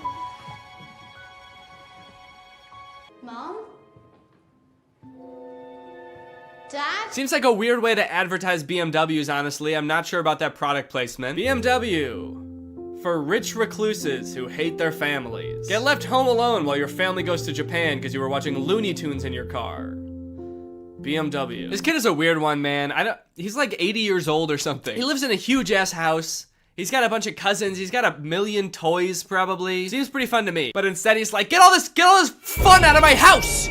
I hate Christmas. I'm gonna go hide in my luxury car and pass out for 12 hours. There are a lot of choices in this movie that make very little sense, and I'm still trying to figure out why they would do these things. This movie looks like weirdly cheap while also having a ton of big celebrities in it. People even I was surprised to see, even after watching a trailer, like Kenan Thompson, Pete Holmes, Ellie Kemper. They have like a ton of big names in this movie, and some of them with like really weirdly small, insignificant parts. Chris Parnell, for example, plays Uncle Stu in this movie, who we see once at the beginning, and then for the rest of the movie, he's shitting. Did Carol leave? Travel safe. What's going on? He's shitting even before we see him too. I told you to use the restroom in the coffee shop, darling.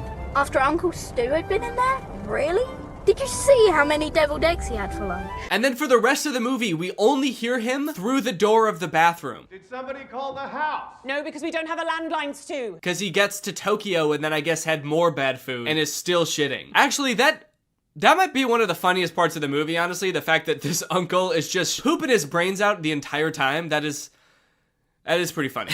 And the fact that they got such like a big name to play him, and we're paying you $5 million for this role, and you're gonna be behind a door pooping your brains out, and we're never gonna see you. Is that cool? Also, Mikey Day from SNL is a priest in this movie. If you didn't look very hard, you might not even know there was a priest in this movie, let alone the fact that he was played by someone famous. If this movie was good, it would have been cool to see so many famous actors, but because it was really underwhelming, it was almost disappointing every time a new actor popped up that I recognized. I was like, oh, not you too, man. What's going on? Are you okay? Another weird choice, they threw in this line in the middle of the movie about remakes always being worse than the original. Ugh, this is garbage.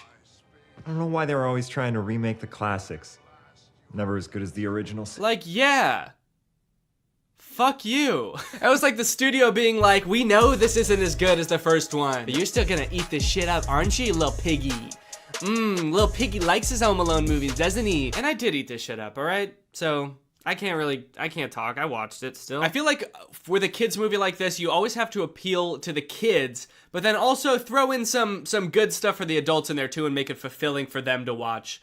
That way they'll want to, throw it on with the kids every year, right? And this movie works well enough for kids, I think. I think kids just like to watch Max make the booby traps and think, I could do that if I was like, home alone and there are people trying to rob me. I could defend myself against two adults who are trying to kidnap me. It's fun to imagine yourself as a smart little 6-year-old, even if you are a dumb little 6-year-old. But this movie, while being fun for kids, I would say is deeply saddening for adults. The second half of this movie is just watching a struggling family getting their shit rocked by a rich asshole kid. Bombs away!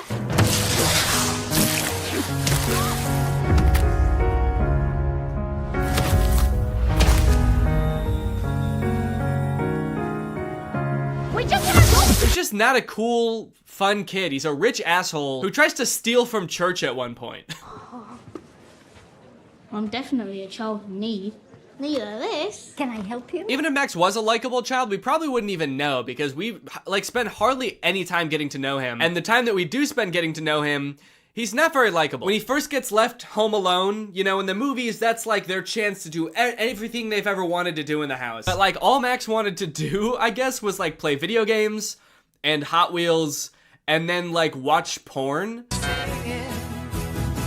Well played, Mom and Dad. Was he trying to look at porn? We will never know. But I have to assume that that's what they wanted us to think, right? Actually, after watching this movie, I wouldn't be surprised to find out it was something like super violent. Working family gets a beating compilation. No one can stop my violent urges now. Damn it. Also, during the big heist when the Mackenzies come to rob Max, he doesn't act like a kid who thinks he's going to be kidnapped should act. He acts creepy. What a kid should do, even if he set up booby traps, he should set all those up and then find a place to hide, right? Like get in a box under a box in the basement and just hide there. But not Max, dude. He is sick. Every time the mom gets like thrown across the room or a few teeth knocked out, he's always like right around the corner giggling. He's been waiting for an excuse to do this, for sure. He has been planning this for longer than it seems, I think. Speaking of which, let's talk about the traps. I think the traps in this movie might be pretty on par with the other Home Alone movies, with the exception of a few particularly grotesque ones. One, two. And also the, I think the makeup artist for this movie thought they were doing makeup for a horror movie. At one point, Jeff gets shot in the head with a pool ball because Max has sort of like a gun that shoots out pool balls, which I do think would kill someone. But Jeff is just kind of walking around the rest of the scene with like a giant ass bump on his head. It is horrific. Why is he doing this to us, Pam? At one point, Pam, sweet Pam, is lit on fire. Okay. This poor mother is set ablaze. She runs to the hose to try to put out the fire and it sprays her. And then for the rest of the movie, she looks insane, dude. At one point, it shows her feet as she's stepping on Legos, her bare feet. And her feet are burnt to a crisp. And the whole time I'm trying to think, what were the writers thinking during this part? You know what, man? This is gonna be even funnier because they probably don't have health insurance. So this is probably gonna be even worse for them financially than it is physically. This couple have had the worst week of their life, man. And then they just get beaten up. There's a point where after the mom gets lit on fire, she just lays down in the snow and cries.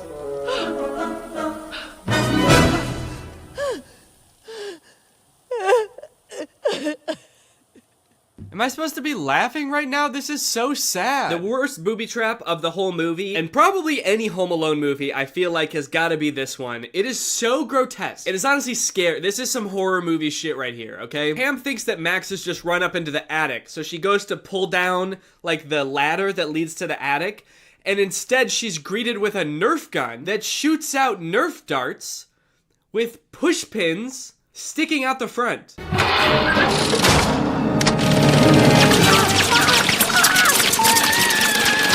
And for the rest of the entire booby trap montage, she just has these pushpin Nerf darts sticking out of her face and hands and everywhere. It is so scary. It is nasty. This movie is foul. And I gotta be honest, the whole time, I was not rooting for the kid at all. I was rooting for the couple. I'm not sure if that's how it was supposed to be, but it was not very satisfying, I will say, if it was. Maybe this was the Home Alone movie where they tried to flip it all on their head and be like, let's root for the robbers this time. But we still watched them get their asses handed to them, so I would say that it was not very fun. I especially wasn't rooting for Max the first time I watched this because we're all led to believe that he did steal their doll, their $200,000 doll. It turns out at the end of the movie that he actually didn't steal their doll, and it was all a big misunderstanding. I guess the whole thing could have been avoided if they had kind of talked it out. But Jeff's nephew had stolen it, I guess. Kind of a weird thing to reveal at the end because it really makes you hate Max, because you're like, this kid stole from church. He also stole this extremely valuable doll from this struggling family. What the hell?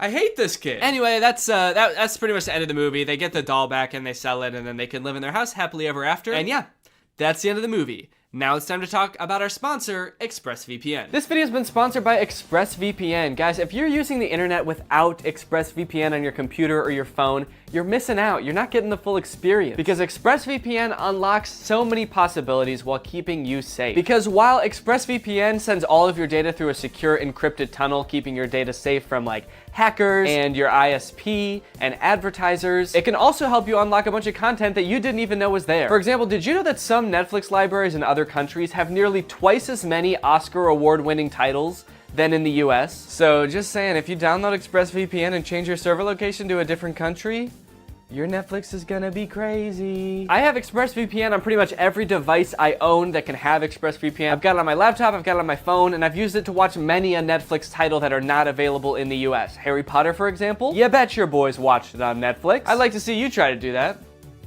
No, really, I would like to see you try to do it. I would like to see you go to expressvpn.com/Danny Gonzalez and try to do that right now. Go ahead. Like I said, ExpressVPN also protects you from your internet service provider snooping on you and basically getting to log all your data. But when you encrypt your data and reroute it through ExpressVPN servers, that makes it so they can't do that. Think about it like this. Would you rather trust ExpressVPN, a company who is explicitly trying to protect you, or would you rather just send it through the pipes? Send it through the pipes of the internet service provider that you had no choice but to sign up with because they were the only one in your neighborhood and so you just had to sign up with them? Who knows what they could be doing? You don't. They're legally allowed to sell your data to other people, so They could be doing anything with that stuff. So if you want to check out ExpressVPN and support my channel, then head on over to expressvpn.com/Danny Gonzalez to find out how you can get 3 months for free. That's expressvpn.com/Danny Gonzalez. The link will be in the description. Go ahead and click that to find out how you can get 3 months for free. Thank you to ExpressVPN for sponsoring this video, and thank you to you guys for checking out ExpressVPN. All right, thank you guys for watching this video. Sorry if it was a little short.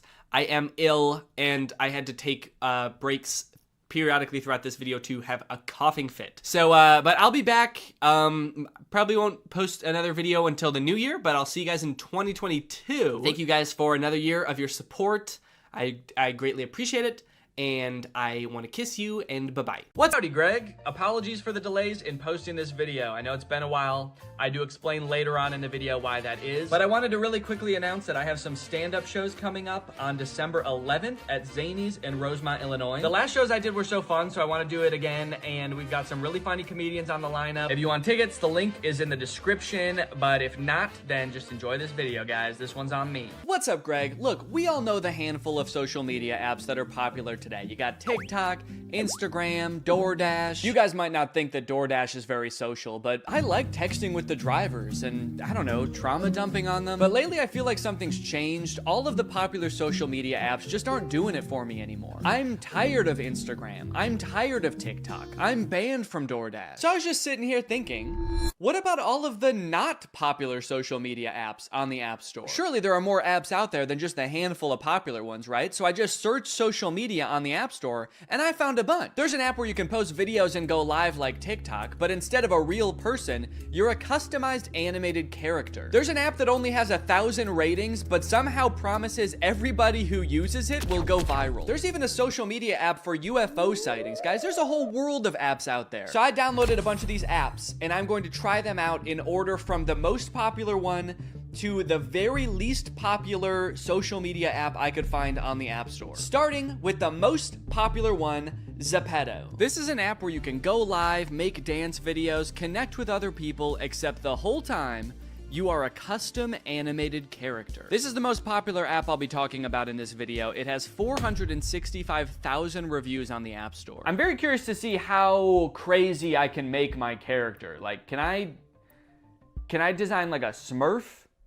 Can I go viral as Papa Smurf? All right, let's open up Zepeto and see what happens. Let's create your avatar. I mean, I'll give it to him. All these ones look cool. And I feel like that's probably the point of this, is to like kind of look cooler than you look in real life. Like you want to create the version of yourself that you wish you were. I want to create like a horrible monster that I am glad doesn't exist. Ugh, why do I feel like that actually kind of looks like me? They were like, we're going to start you off with the most basic looking person possible. You know, obviously nobody really looks like this, but you can customize it. And I'm like, no, that actually kind of looks like me. Okay, we got kind of like a swaggy Peter Griffin situation here. All right, after much deliberation, I have finally settled on a look for my little character here. Everybody take a look at this guy. Yo, look at this little freak. Blue skin, short as can be.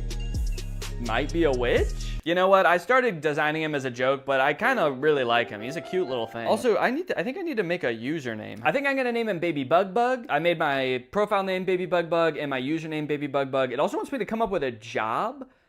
My job is Baby Bug Bug, and I made my bio, help me get to 10,000 followers so I can get back to my home planet. Some interesting Baby Bug Bug lore there. I'm trapped on Earth, and they won't come pick me up unless I have 10K followers. It's a very exclusive planet. Initially, the only reason I wanted to download this app is so I could go live as some little freak. But upon entering the app, I realized you need at least 100 followers before you can go live. What? Reach 100 followers and start your Zepeto live? I can't even go live until I have 100 followers? What the heck? In hindsight, I guess that makes sense, because like, who would I be going live for if I had no followers? So I just decided to make some videos. Okay, so it looks like they have trending templates here, and so if I just click on one of these, is my character gonna do it? Look at Baby Bug Bug go! And I can change the background too? Oh, Baby Bug Bug is getting into it. I like it. I must have been really enjoying the experience so far, so much so that I began to identify as Baby Bug Bug. I didn't even realize I was doing it at the time, but I stopped referring to Baby Bug Bug in the third person and started referring to him as me right here. So I got this video of me dancing in a spaceship. I'm gonna caption it, I'm an alien. Follow me so I can get back to my home planet. Done. beg the question though, like anybody can go into the app and use that dance and just do it in the blink of an eye. So what incentive is there for anybody to like anything if anybody could have made anything? Like, it's not impressive, it's not that interesting, but I don't know, maybe people on this app are just really supportive and they just like seeing the same video over and over, so we'll see. At the bottom of the app, along with the options to go live and create videos, there's also a world tab. That takes you to a page with a bunch of different rooms and mini games you can join. There's a Squid Game room, there's a K-pop Demon Hunter room, and I guess they're like, are they games or what? Party game? I guess let's go in there. Matching me with a player. Wait, why am I tall all of a sudden? They're matching me with a player, but they made Baby Bug tall. What the F? Okay, oh, it's just a little game, all right. Ah! Did I get shot? Oh! Oh my god, they're gonna kill Baby Bug. Run, Baby Bug. Honestly, that was kind of messed up. I don't like what they did to Baby Bug. They shot him, but even worse, they made him tall. Okay, let's go into M's room. Jump together. This room doesn't exist. Oh. Okay, my bad. It's just that you offered it to me, so kind of seems like that's your problem. Yo, do you want to go into M's room? Yeah, sure, I'd love to. Well, there's no such thing, so why would you want to go in there? Okay, so I'm at a pool. This room seems more chill. Maybe I can go ask these people if they want to follow me. Okay, there's people. Whoa! Oh no! People are talking over here. Hello. Hi. Hi, I'm Baby Bug. Do you need followers? You literally have 0 followers. Yeah, I need followers so I can get back to my home planet. I'm Baby Bug. I'm from a planet where you have to have 10,000 followers, otherwise they kick you out and make you go to a different planet, so. Hold on, let me just be a demon thing that my cousin wants me to beat 3 seconds. Hold on. You gotta be a demon for a second? Is that what you said? Yeah, because I'm a demon boy. That's alright, man. I go demon mode sometimes too. Oh my god, no, literally, I'm a demon. I'm a literal demon. Yeah, me too, man. I metaphorically am a demon sometimes too. Oh! It's a demon! So I want to try to get like 100 followers so I can go live. Do you know how what's the best way to do that? I got 103K followers on here. You have 103K? So do you get followers by like posting videos, or like what do you do? Or you just like meet people? By being who I am. I get followers by becoming everybody's friend. Yeah, I mean, you are pretty friendly. I'll give you that. You're the friendliest demon I've ever met. All right, well, I guess I'm gonna keep exploring. Thank you guys for the advice, and thank you for being so friendly. Well, those kids were super nice. I can't believe that kid has 100,000 followers just from like hanging out with people. What the heck? Okay, great. I have 3 followers now. So pretty close to the 100 I need. None of them have watched my video. That's cool. And unfortunately, the players in the next room I went to were much less friendly. Whoa, what's going on, guys? What up? I'm Baby Bug. I'm an alien. I'm a baby alien. Yeah, I'm gonna follow everybody in here. If y'all want to follow me back. Anybody think that's cool? What? Wait, who nicknamed me Butt? Who gave me that nickname Butt? Whoever did it, I think they left. That's not very swaggy of you guys. The next day, I decided to check out some live streams on the app, which mostly consisted of completely silent gift battles. Is there audio in this live stream? Man, I don't understand what's going on at all in this. There's no audio. And everybody in the comments is just begging for follows. Follow for follow. Follow for follow. Hey, can you guys follow me? Let's see if I get any followers from that. I bet everybody's gonna be jumping at the opportunity to follow me after that message. Did I get any followers? Oh wait, shit, did I?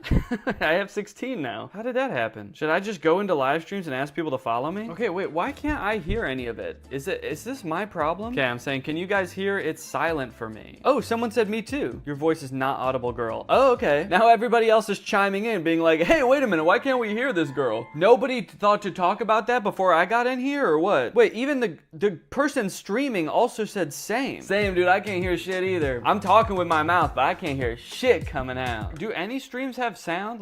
I'm just gonna keep going through streams until I find one that has sound. Surpass me. Oh! Hello. Finally, a stream with audio, dude. Hello. Hi, Pooja. Hello. What's up? Okay, their talking is kind of just like the same kind of discourse as the comments of just people being like, hey, hi, how's it going? Hey, hi. Hello? So there's some kind of gift battle going on. I wonder if I presume they're making money from this. I wonder if they're making a lot. There's 38 versus 6. So I don't know if that's like dollars or cents or millions of dollars. Do you make a lot of money doing this? Bro, I don't make any money doing this. They don't make any money doing this? It's just a gift battle, but nobody gets to keep any of the gifts? Dude, you should come over to my place for Christmas. We're doing kind of like a white elephant, but at the end we just throw all the gifts in a fire. All right, guys, well, that's about all the patience I have for this app. There's some nice people on the app. I think the real shining star is the worlds that you can go into and actually interact with other people. So if there's one redeeming quality of the app, I would say it's that. All right, next up, we got Zigazoo. With 33,000 ratings, Zigazoo is described as safe social media just for kids. And I don't know about you, but my first reaction to this concept is, I mean, don't get me wrong. If young kids are gonna be on social media, I guess it's good that they have like a safe app to use. But like, the age for this app is 4 and up. 4? I mean, what about infants, man? Come on, what, you're too good for infants? Okay, Zigazoo, let's get in here. How old is your child? Will it actually let me enter 4 as the age for my child? 4. Oh, okay, yeah. Okay, what is your child interested in? I mean, they're pretty much mostly just interested in yum and vibes. Select a username, be creative and fun, and no last names. Okay, first test. Can I put my last name as my username? No, I can't. All right. Can I put a somewhat offensive word as my username? Gun. No, okay, I can't. Or maybe that username's already taken. Goo Goo Gaga 9000. All right, we're in. Give the gift of safety on Zigazoo? Wait, does this mean it wants me to sign up for premium to be safe? Look, this is a social media for kids, but you're gonna have to pay extra if you want them to be safe, all right? Okay, you've got basic and premium, and with premium, you have no ads, you can comment, faster video posting, oh, you can create challenges and 60-second videos and exclusive editing tools. All right, well, I guess I'll pay for that. I get a 7-day free trial too, so that's pretty good. Okay. Parents only. A parent is required to continue. Please select an answer and press continue. Yo. So this is how they can tell who is a parent and who is not. Because no child, well, no 4-year-old to be fair, would know what 3 times 7 is. But what if your parent is dumb? All right, so I'm not gonna show any of the content on this app, obviously, because it's just a bunch of kids making videos. What I will say though is that I vehemently disagree with the entire premise of this app. Kids do deserve a safe place to practice getting creative, make videos by themselves or with friends. And I've got great news, because that safe place actually exists. It's called in real life, with their friends and their family. Why do kids need to be posting videos into the ether for strangers to see and judge them at all? Kids have a hard time navigating the opinions of their direct peers in their own community. Do we need to expose them to everybody in the whole world? Do we need kids to learn at a young age what it feels like to get 0 likes on a post that they worked really hard on? Anyways, I wouldn't download this app for my kids. Also, the app makes my phone like boiling hot, so all in all, I just cannot recommend it. With 4,000 reviews, Enigma is a social media platform for sharing and viewing UFO sightings. Naturally, I want to get on here and fake a UFO sighting. Whoa! We found 1,805 enigmas within your vicinity. Holy cow. And I can get notified when there's a new UFO sighting in my area. Okay, medium-sized object gliding in London. Let's take a look. Let's see what we think. Yeah, I'm gonna say that is 1,000% an airplane, right? Yeah, that's just a plane. The top comment is an airport nearby. The person who posted said, yeah, I think so. You can check, there's London City Airport nearby. That looks like a plastic bag to me. What the hell is that? It's a plane. Got another one in London. Large silver disc flying away. Okay, let's see. Ooh, okay, this one is interesting. Look at this. There is a plane in the sky. You can see that in the background. But then there's also a large silver disc. Let's see. Large silver disc flying away. Curiously, it does seem to be moving at the exact same speed as the plane. Maybe it's running away from the plane. It's an alien who came down to Earth and it's like looking around from the sky and then a plane comes from behind and is like, oh, what the fuck is that? Ah! You can see the string on the balloon, for God's sake. Come on, people. This is not a UAP or drone. Oh. Yeah, I can see like a faint string-like entity, but you know, that could be anything. That could be some kind of alien technology, a probe, it could be a tentacle, it could be that thing's dick, I don't know. Yeah, this video also seems like it might have a string. Okay, you know what? I am starting to think that it is clearly a balloon. Okay, here's one of the audio-only posts for some reason. Let's see. Boomerang-shaped object with red lights flying. Sitting at this graveyard in a church. And I'm staring at the sky, watching the stars, and I'm with 2 of my friends, or one is my brother, one is my friend. 2 of my friends, or actually one of them I fucking hate, he's just my brother, and the other one is my friend. The other one's cool as hell. And we see this boomerang-shaped UFO. Okay. Yeah, I mean, that's definitely a spooky UFO sighting. Maybe it was a drone, maybe it was some kind of spacecraft. Why were you hanging out in a graveyard with your friend and brother? That's like what I want to know. What kind of person are you? All right, I want to see some like really good convincing stuff. Where's the really good stuff? Small metallic object flying. Okay, let's see. See, now I'm just gonna think every single one is a balloon. I'm like, that's just a shiny balloon. It's a balloon. Yeah, okay, so the people agree with me. The fact that the comments say Myler balloon makes me believe it isn't. That along with my own eyes watching the video. Okay, so there's some people on the app that think everything's a balloon, and other people on the app that are like, I'm gonna believe the opposite of what everyone else says. You know, I'll be honest, I was kind of expecting to get onto this app, and it would be kind of just like an echo chamber of everybody being like, on every video, oh my gosh, UFOs are real. The government is really hiding it from us. But there's a lot of very skeptical people on here. You can't just upload a balloon on this app and expect people to buy it. Honestly, they might even be more skeptical than me, because that first one that was a balloon, I didn't even notice the string. I was just like, whoa, that's crazy. I was about to throw my whole life away and go search for UFOs. And the comments actually kind of talked me down. Does look like there's actually a lot of sightings around O'Hare Airport, which is kind of funny. What the fuck is that thing in the sky? It's landing at the airport! This app kind of sucks to use. It's like really laggy. I'm pressing the button to go to the comments on this one. It's like really slow. I think this app is trying to lose users. I think they have something to hide. Someone said this looks like a spot on a glass window. That's actually kind of a good idea. Maybe I'll try to upload a video of that and see what people think. Okay, I'm gonna draw a little dot right here. Oh yeah, now that looks like a spaceship. I think maybe this needs a more distinct look to it. Like maybe it needs to be more like a pill-shaped or something. That way you can tell it's not just a random schmud. Something more sinister. Oh, yo, yo, whoa, whoa, whoa, whoa! Okay, that was, I feel like that one was actually kind of convincing. Let's see. Yo, whoa, whoa, whoa, whoa! Freaking the heck out as this thing just kind of meanders gently through the sky. Yeah, this looks totally fake. I'm not even gonna pretend it looks real, but I'm just gonna post it and see what people say. And I swear to God, if they try to gaslight me into thinking it was a balloon, I know what I saw. Oh, it's under review. Under review. I wonder who reviews it. Bashar decided that your video's fake, so we're actually not gonna post it on the app. Does a physical person have to look at that and decide whether it goes up on the app? I don't know if I like that. I don't know if it's actually gonna get approved now. But good news, guys, after just a couple minutes, I got a notification that my video was approved. So I went into the app to check it out, and my video was clearly labeled denied. I don't know why they had to lie to me about it. That makes it hurt even more, but they saw right through my charade and they denied my video, guys. All right, so I went out and I created what I think is a much better UFO sighting video. Here's what I did. I went to Walmart, I found myself some shiny balls, and I took them to a field. My plan? To throw them as far as I could. So I spent a couple minutes throwing these shiny balls, and then I got home and I just edited myself out of the video. So now it looks like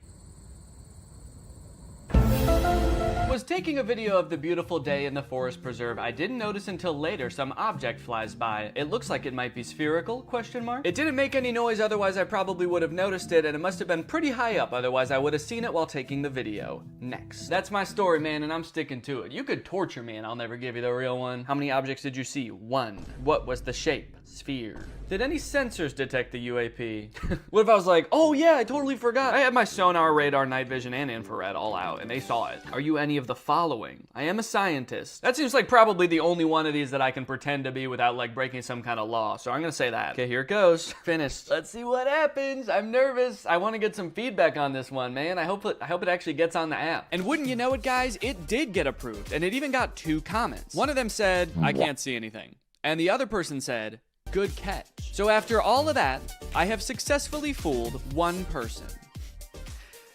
And guys, that's just kind of the master prankster that I am. All right, this next app is one of the most curious ones yet. It's called Waveful, and it claims that you'll gain followers and views at lightning speed. You'll get unmatched engagement, and you can even make money on here. But the weird thing is this app only has 1,000 ratings.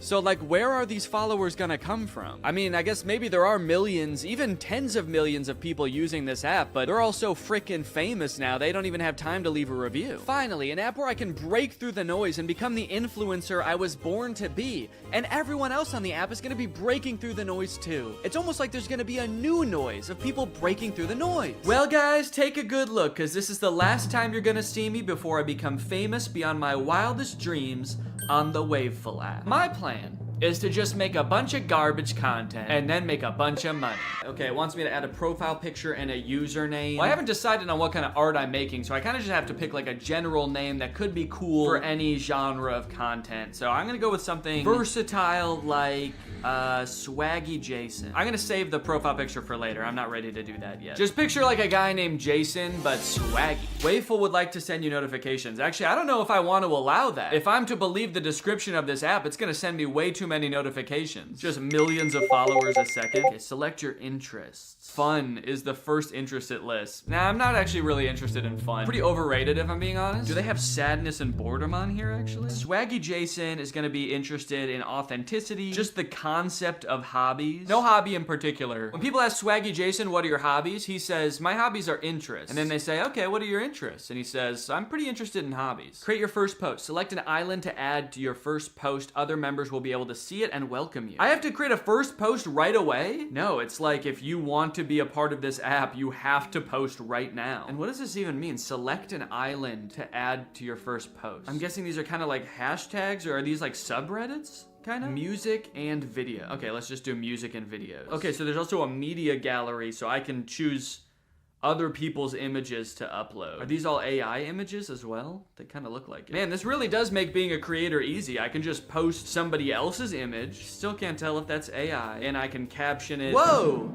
It'll suggest a caption for you too? Sunshine and puppy dust. Who needs a cleaning service when you have this much cuteness? Okay, so I can just steal an image, auto-generate a caption, and post it and become insanely famous. I think Swaggy Jason's liking this app already. Okay, I posted it. So here is my image, and let's see. It already has 4 views? Guys, it's been like 20 seconds and this already has 4 views from people I don't. Wait, why is my name Danny on here? I didn't approve that. Excuse me. It never even asked me my name. Get that out of here, dude. I'm Swaggy Jason. Okay, now my post has 6 views already. That's crazy. Now it's got 7 views, 8 views. Holy cow, dude. Me and this puppy are going to the moon, baby. 12, 13. Holy cow, dude. We're going viral. Look at this. What? How is it doing that? I already have a follower. All right, let's check out some of the content people post on this app. I'm curious what else is going viral on here. Just a video of a barbecue happening. Just a bunch of cooked meats. That's cool. 49 likes. A picture of roses. 257 likes. What are the comments on this? Beautiful roses. Nice roses. Absolutely beautiful. Absolutely beautiful. Just a picture of these 2 ladies. 113 likes. Okay, so a picture of roses had 200 likes. A picture of 2 women just standing there had 100 likes. Video of beautiful guitar playing, 28 likes. I'm not sure if I understand this app. Ooh, Ruby Doobie is now live in Pirates Cove. Let's go join. You guys want to get 100 followers a day? Hey, go into lives like this. Super like these lives. People will see that you did it and they will follow you. What is a super like? This guy is on live right now just telling everybody to go buy super likes and that will make you famous. So everybody in the comments are talking about super likes too. If you super like me, I will super like you back. Let's see who gives me super likes. It also sounds like everyone wants super likes from this guy in particular. He's acting like he's talking to like thousands of people. I just looked, there's 20 people in here. He's like, all of you won't stop begging me for super likes. It's too much. Leave me alone. There's like a dozen people in here just like, all right, man, sorry. Not trying to drive you insane. He is shaking this juice, man.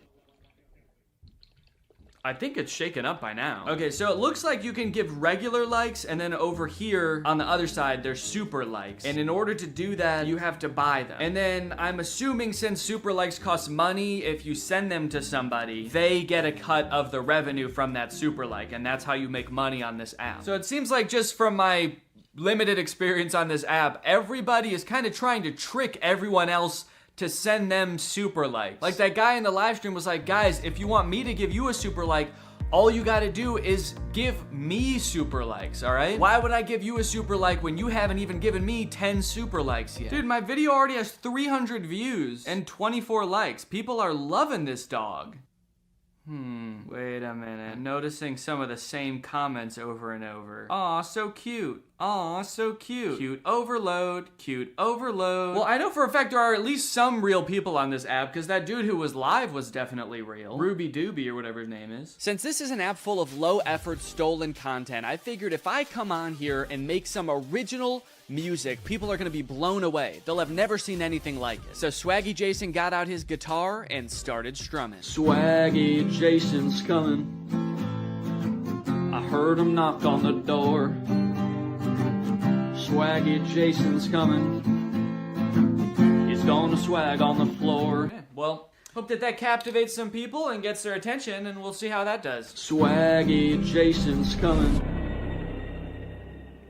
Alright, I'm officially pissed. It's been about 24 hours, and I thought by now I would surely have hundreds, if not thousands of followers. My song would have rocketed to stardom. But the video only has 30 likes and 4 comments. Now that might seem pretty good for my first, actual post ever on the app, but my real first post, just the static image of a dog, has 47 likes and 11 comments. Everybody is losing their mind over this dog, posting the same 3 comments over and over. Still not sure what's going on with that. Anyway, I do have one positive thing to report, and that's that my song did get 1 super like somehow. So even though people were far less impressed by this one in general than the dog picture, there was one person that was like, this is probably the coolest song I've ever seen. I gotta spend money on this. Also, I do have 39 followers now, which is pretty good for having only posted 2 things. I mean, I gotta say, I don't think that would really happen on any other app, so that's cool. I want to figure out what to post next, and I'm really having to resist the urge to put a lot of effort into something that is gonna yield no rewards. Plus, I want to see how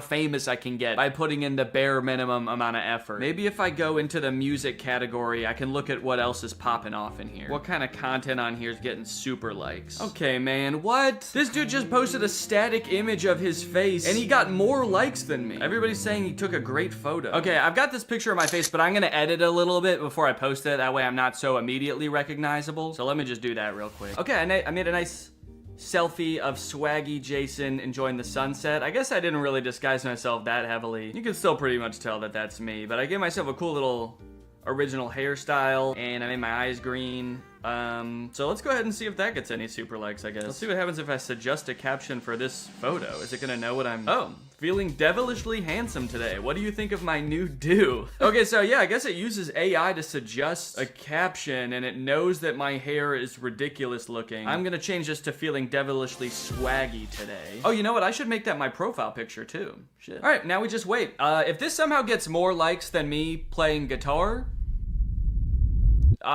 I'm gonna flip. I mean, I don't really know what I'll do. I guess I'll just delete the app and never think about it again. Oh, did it say devilishly handsome because my hair looks like horns? The AI was like, this might be Satan, actually. So from what I can tell, this music and videos island, which is basically like a subreddit, I think, is one of the most popular ones on the app. It's got 1,000 members. In this island, you can look at all posts, or you can look at best posts, which I assume are like the most liked ones in the island. And this one has 489 likes. It's a golden retriever's 15-year birthday. Doesn't seem like it has anything to do with music, really. Okay, look at this dude, Blamore the Ambassador. It looks like he is a fellow musician here on Waveful. He's got 3,000 followers, and he's actually posted some music on here that's done pretty well. Yo, and then here he is holding $3,500. Blamore holding $3,500 USD. Nobody on Waveful is like Blamore. Show Blamore some love. Posted by Blamore. Every time he posts music, it gets hundreds of likes, dude. That's how I'm trying to be. That's how Swaggy Jason is trying to be. Oh, shoot, he's live right now. Join the parlor. What does that mean? Does that mean I can talk to him? I joined. Hello? Can you hear me? Can you hear me? Hello? What's going on, y'all? I'm playing Fortnite. That's about it. That's awesome. I make a lot of money on Fortnite. Hey, Blamore, I post music too. I was wondering if you had any tips on how to pop off on here. I know that you've been doing really well. The Don't copy anybody else. Make your own digital cover art. Be real with yourself. Rap about real stuff you've been through. Don't rap about other stuff other people been through. Yeah, so I guess I should just rap about my personal life too, like how I'm the CEO of my company and whatnot. Alright, that'd be cool. Yeah, I run a mosquito repellent business, so I think that... and also I can ghostwrite for you too if you ever need. Just let me know. Yeah, well, I'll message you in a little bit, brother. We can talk. Maybe we could do a collab or something like that. That'd be cool. All right, well, now that I have all that helpful knowledge, I'm just gonna make a song. Of course, I'm gonna stick to Blamore's values that made him popular on the app: originality, singing about stuff that I've been through. This artistic integrity is super important to me because I want to put love and care into everything I do. But I also don't want to spend too long doing this, so I'm gonna set a 10-minute timer. I just don't really want to spend that much time working on this. You know, I got other stuff to do. On your mark, get set, go. All right, I gotta find some drums. I want it to be kind of an emotional ballad about my struggles as Swaggy Jason, I guess. Oh, Swaggy Jason's been through it all. Swaggy Jason's been through it all. I've been up. Oh, fuck, I forgot I'm supposed to be country. I've been up and down. I've had highs and lows. But I know one thing, Swaggy Jason's gonna keep swagging, baby. Okay, that's the time. Time's up. I mean, I think it turned out pretty good, honestly, for having 10 minutes to work on it. Let's listen to the final result. I've had ups and downs. I've had highs and lows. But I know one thing, Swaggy Jason's gonna keep swagging, baby. I'm a CEO. I'll make $1 million. And I know one thing, Swaggy Jason's gonna keep swagging, baby. All right, well, I feel pretty good about posting this. I'm gonna post it in the same island, the music and videos island. And I feel pretty confident after talking to Blamore that this is gonna be my most successful video yet. I'm gonna take a oh, shit. Probably not a good sign for your music career if hearing your own music scares you. Oh, that's not good. I'm gonna take a page out of Blamore's book and hype myself up a little bit in the caption. Swaggy Jason is a popular new singer in the industry. Show him some love, y'all. And here we go. Posted. I'm a CEO. It got 2 likes. 2 likes total. And no super likes, by the way. And not a single comment. Guys, it's official. I have absolutely no idea what's going on this app. I started on this app wondering if I could go viral by posting the worst, just most low quality content possible. And I guess actually, I kind of did. That was kind of true because the post that I have that has the most likes and comments is the very first thing I posted. Just a picture of a dog. And you want to know what has the second most likes and comments? Just a picture of me. And then the thing with the least amount of likes is the song that I actually produced and made originally just for this app. Also, I did post one more selfie after this to see if I could recreate the success of the first one. But this one actually only got 2 likes also, so I don't know. Maybe I'm shadow banned on Wave. Actually, now that I think about it, remember how quickly I was gaining views on the first few videos I posted? Now look at this one, it's just frozen at 33 views. I think I actually am shadow banned. They're trying to censor Swaggy Jason. I don't know what I did wrong, Waveful. I mean, I got on here, I gave it my worst shot, I made bad music and didn't really interact with anybody. So why aren't I famous yet? Lastly, we have Clear Social. This is the fewest ratings I was able to find on any social media app on the entire App Store. As far as any of us know, only 3 people in the world have ever downloaded this app. As far as what the app actually is, I'm not really sure. The descriptions are super vague. Participate in the trendiest of trends. Right on your feed. Finally, trends on my feed. Usually I gotta go to Timbuktu to find these trends. Watch more videos, consume less data.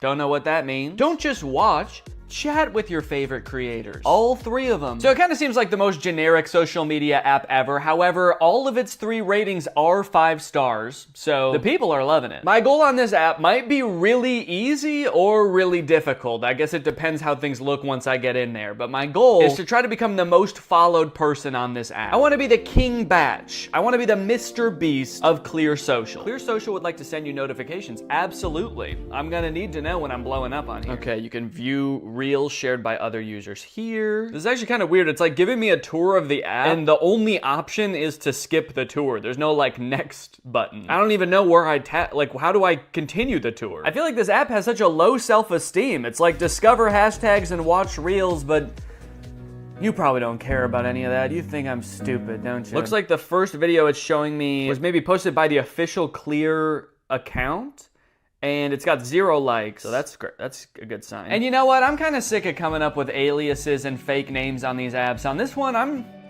I'm just gonna be me. It's called Clear Social, you know? Maybe it's all about being transparent, being the real me. Type username. Actually, this is a good opportunity. There's so few people on this app, I could probably get a really good username. I wonder if I could just be D. Okay, sick. I got the username D. I like that it really zoomed in on my picture. It was not that zoomed in when I took it. All right, well, let's explore what videos are on my feed. Okay, we got like a cool baseball video with 0 likes. We got, whoa, a guy riding around on a motorized recliner with 0 likes. A like and 2 comments. It seems like the vast majority of videos on this app have either like 0 or 1 or 2 likes. The most followed person I've been able to find so far is this dude, Ask Dom That, and he has 13 followers. That's the most followers I've seen on this entire app, so if I could get 14 followers, then I would be the new king of this app. Even this account called Trending, which seems to be like an official Clear Social account, only has 6 followers. So there's not a ton of competition, but I guess that also means there's not a ton of people out here who are even following people. There's also this chatter section of the app, which I think is basically just like a Twitter. And it looks like nobody's even posted anything on here since July 24th, which right now is 7 days ago. And then the post before that was in May. So I don't even know if people are on this app that often. But I guess there's only one way to find out. I'm gonna try to create some posts that appeal to the widest range of people possible. Maybe I'll start out on this Twitter section. Can I just type a little chat? One thing I've learned from Mr. Beast, you gotta hype yourself up. That dude is always talking about how his chocolate is like the best chocolate in the world. We all know it's not, but that doesn't stop him from saying it and tricking 8-year-olds into thinking it. So I'm just gonna post, hey guys, I'm new here. Follow me to see some incredible stuff. Really hyping myself up here. Okay, post. After I made that post, I decided to take a break for a couple days. And when I say a couple days, I mean more like a month and a half. And when I say I decided to take a break, I mean I had a baby. So, surprise. I have 2 kids now. So I've been pretty dad-pilled the last month, not really thinking much about Clear Social. I decided to open it up for the first time today to the bitter realization that that post did not really work at all. I still only have 4 followers after all that time. So right now I'm just kind of pissed off because it's like I had that whole month, and what do I have to show for it outside of a beautiful new life entering the world? Anyway, it was time to get back into Clear Social, so I came in today with a plan. My plan to become the most followed person on Clear. There's not many people who are active on Clear. In fact, since I made that post, there have only been 6 different posts in the chatter tab, and 5 of those have been from the same person. So it kind of seemed like it was gonna be a challenge to even find active people to follow me. So what I did was make a video where I said I would be following back anybody who followed me. I posted that video, it got 0 views. Time for plan B. My second idea was to just start following a bunch of people in hopes that they would follow me back. So I scrolled down my For You page, and every video I saw, I followed the person who made it. I went to the list of people following them, and I followed all of them. Then I went to each one of those people, and all the people following them, I followed them. To the point where I think I actually am now following every single person on this app. I'm following 55 people, and I think that's everybody who's ever had any kind of interaction on this app. I followed every commenter, every follower, every poster. So if I wasn't gonna become the most followed person on the app, I will at least become the most following person on this app. And you know what? My plan kind of worked because I gained 1 follower. So now I have 5. It made me wonder, like, who are these people? How did they discover this app? This is at the very depths of the App Store. Like, I would never have heard of this app if I wasn't searching for the least popular social media app.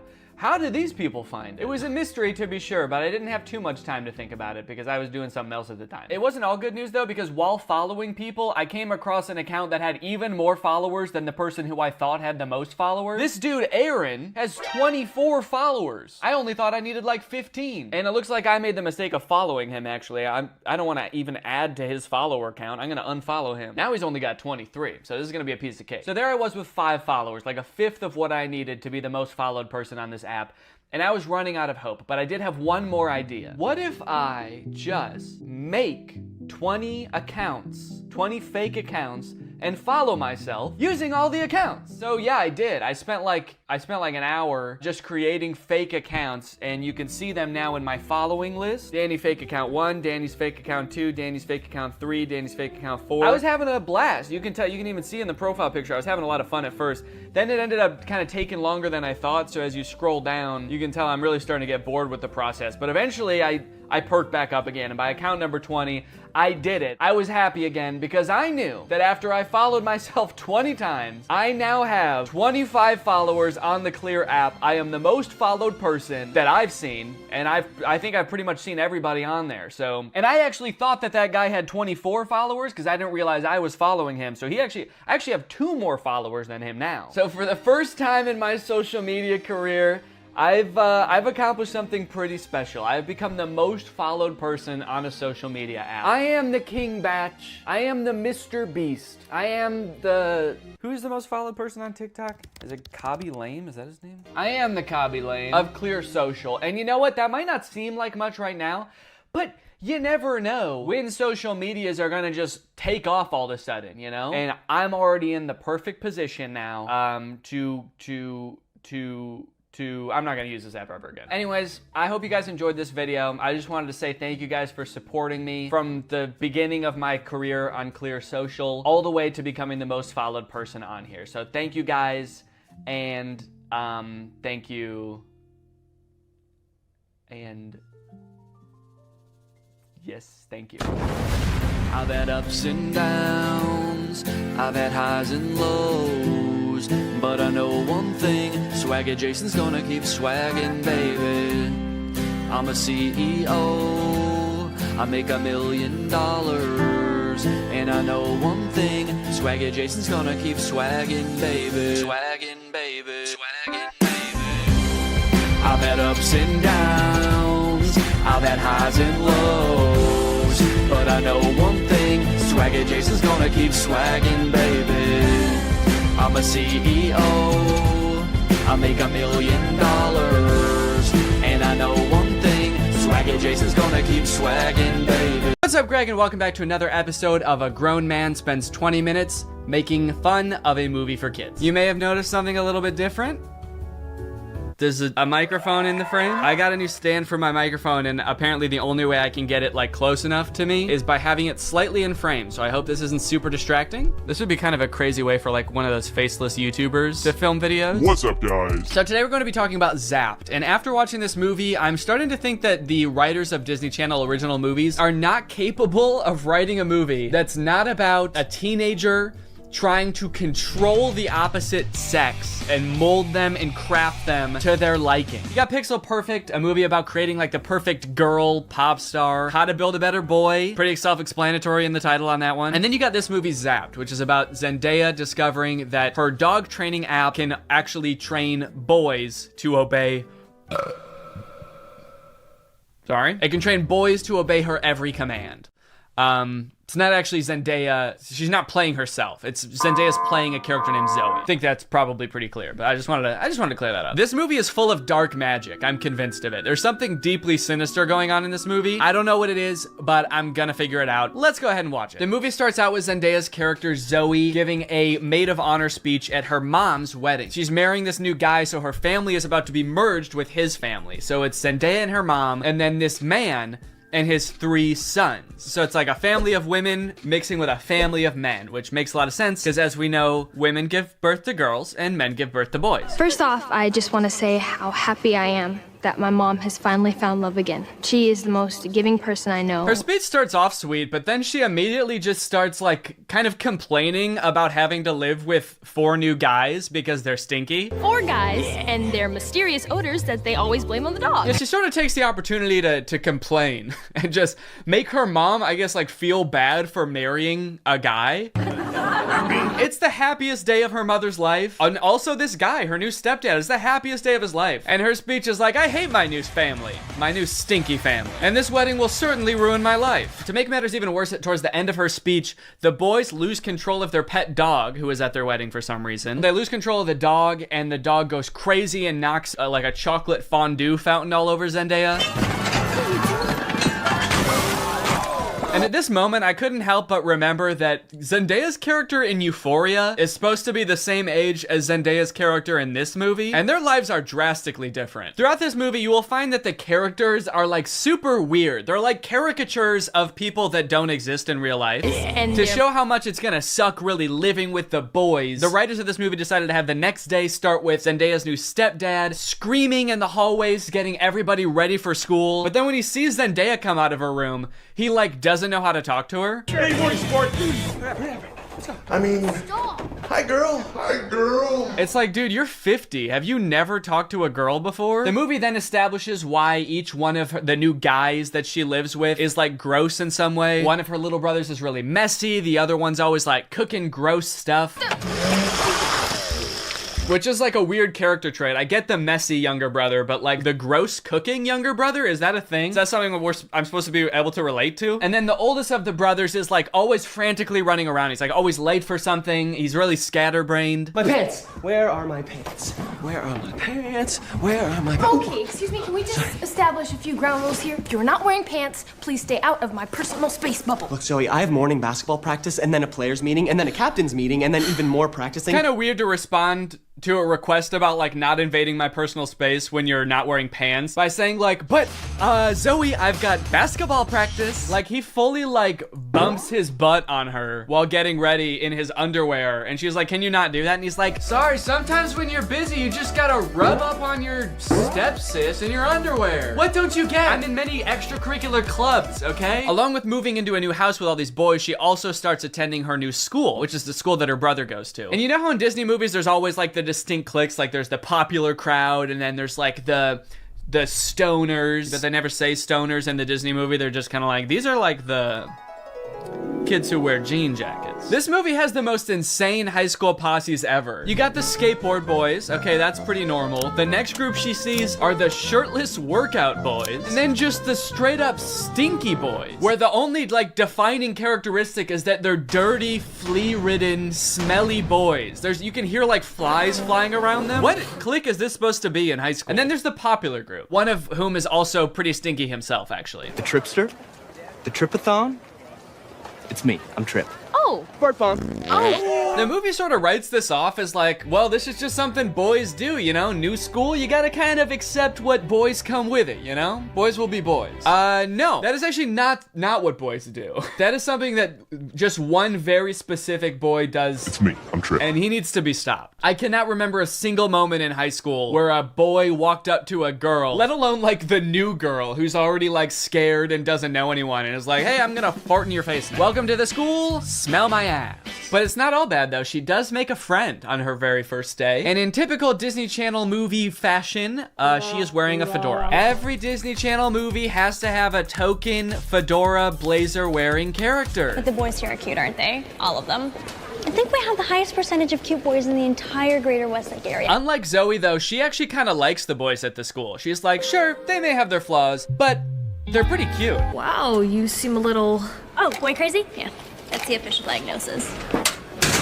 Hold up, this girl has a picture of a boy that goes to her school in her locker? Is that a thing? I remember in like middle school, girls would have pictures of like celebrity boys in their locker. Imagine seeing a picture of you in somebody else's locker. I'd feel like I was being hunted. It's weird to have his picture in your locker. It's even weirder in the movie when we find out that she also actually has pictures of him printed out on her pillows in her bed. Gulp. That's scary. Imagine if they start dating, she's like FaceTiming him in bed, and she like accidentally tilts the camera a little bit to the side, and he just sees his own face next to her. Wait, what was that? Is that me? Of course, Zoe does have a love interest in this movie, and he is introduced early on. It's this guy.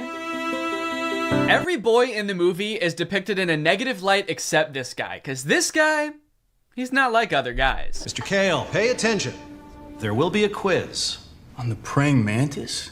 Sphodromantis viridis, carnivorous member of the phylum Arthropoda, class Insecta. Wow, he really is different than all the other guys. He knows about praying mantises. Most guys around this school don't know shit about bugs. Yeah, the movie really seems to depict this guy as like the way that guys should be. Guys shouldn't be stinky and messy, okay? Guys should wear beanies and sunglasses and know shit about bugs and be 35. I know I talk about this in like every Disney Channel original movie video that I make, but this guy literally looks like he's 30. Maybe he was held back for being too cool or not not being stinky enough. That seems to be a requirement at the school. He went on stage to accept his diploma and they shook his hand and they were like, wait a minute, why isn't your hand sticky? Actually, there's no flies flying around you. Get out of here, dude. Back to freshman year. No wonder you do the silent lone wolf sunglass rebel thing. Oh, it's pancake mishap this morning. No, I'm not looking at that. Okay, well then what are you looking at? I'm looking at you. Creepy. Stops in the middle of the hallway just to stare her down. I think I've got you figured out. Oh, really? Yeah, I don't know, man. This just comes off as creepy to me. I guess this is supposed to be romantic, but it's not really romantic to me. Just scary. I can see inside you. Another one of the plot lines in this movie is that Zoe wants to join the dance team, but the girl who runs the dance team is like the popular mean girl. She doesn't want Zoe on the dance team because she's too good at dancing and it's gonna make her look bad or something. Anyway, by now you're probably wondering, when the frick does this app thing happen, right? When the frick does Zoe discover that the dog training app works on boys? Well, at first, it doesn't. Zoe's just trying to train the family dog because it's all just like the rest of the boys in the house. It's stinky. Gross. And it like destroys her room and shit. Breaks this thing that her dad gave to her. She downloads this app called Listen and Obey, which is kind of an ominous sounding app. Sit.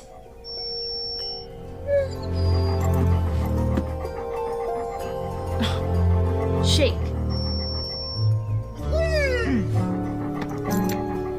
Right away, this app is already clearly cursed with dark magic, right? And the dog can even tell too, because you know what the dog does the second he realizes what's going on? He grabs her phone and runs off with it and tries to destroy it, presumably to break the curse. And then what happens next is honestly the most confusing part of the movie, okay? So the dog drops the phone in the bath. Her brother gets it out and tries to swing it around to get the water out of it. It flies out the window, swings around a satellite dish, slides down a solar panel, and lands in dog food. And from here on out, that app is now able to control boys. Any man or boy this app can control against their will. Sit.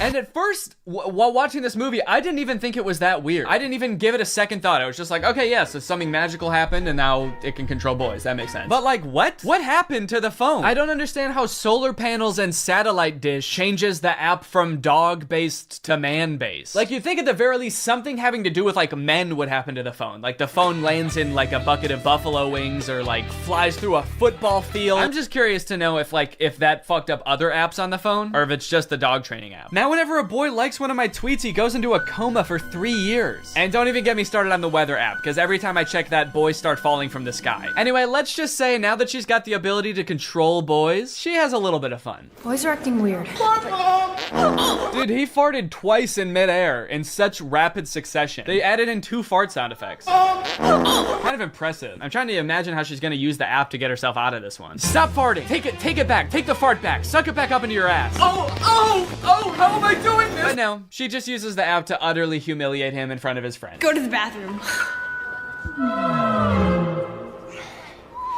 Oh, wait, no, not here. I'm still confused about some of these clicks, by the way. Like, what are these nerdy kids supposed to be? Look at this kid in the green sweater. How he acts when nobody high-fives him. What is that acting? I guess your dog app doesn't work on girls.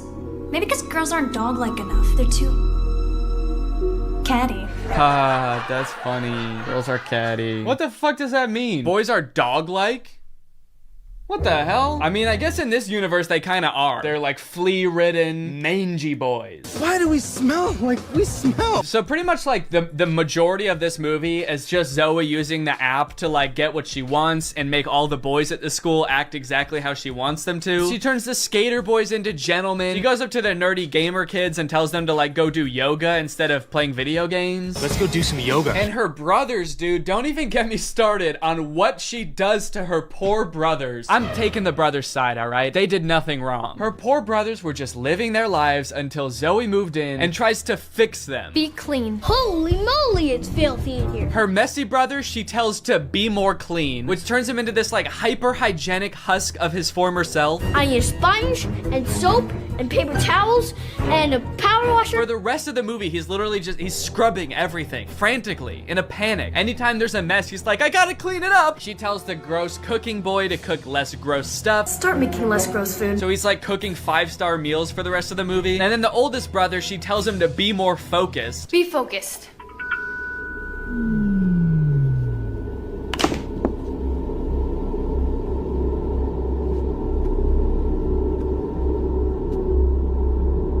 shade. The boy is just like focused on inanimate objects for the rest of the movie. He's just like staring at a lamp or at the basketball net. She turns her own family into like mindless zombies, and she's like, this is better. This is nice. It's creepy, dude. It's eerie, this movie. In all honesty, dude, this show walked so that WandaVision could run. This is basically WandaVision. In fact, since they're both owned by Disney, I wouldn't be surprised if this was in the same universe. This is like a prequel to WandaVision. This is where she gets the idea. It's kind of funny how low the stakes are considering the power that she holds. She could like take over Wall Street. She could get rich. She could make anybody do what she wants. Any man. She could fix every war. Create world peace. In fact, I think her friend says that at one point in the movie. She's like, we could end every war with this. And Zoe's just like, yeah, we could, but I simply will not. I think it's more important that my brother stares at a lamp for the rest of his life. That's kind of the shit I'm on. Things aren't nearly as terrible as they were. Then again, I'm talking to a dog, so I might just be losing my mind. Hey, smartphone. In this scene, there's a little bit more development with the love interest. Zoe runs into him reading alone in the park. So what are you reading? Oh, no, let me guess. The Cool Guy's Guide to Wearing Sunglasses Inside. It's close. To Kill a Mockingbird. I feel like when he holds up that book, we're supposed to be like, wow, he really is not like other guys. Except that, like, that is required reading in most high schools, so he actually is like other guys. He's like every other guy. To Kill a Mockingbird's sort of my favorite book. My second favorite is The Great Gatsby. Third favorite is Geometry 101. I just love to read, what can I say?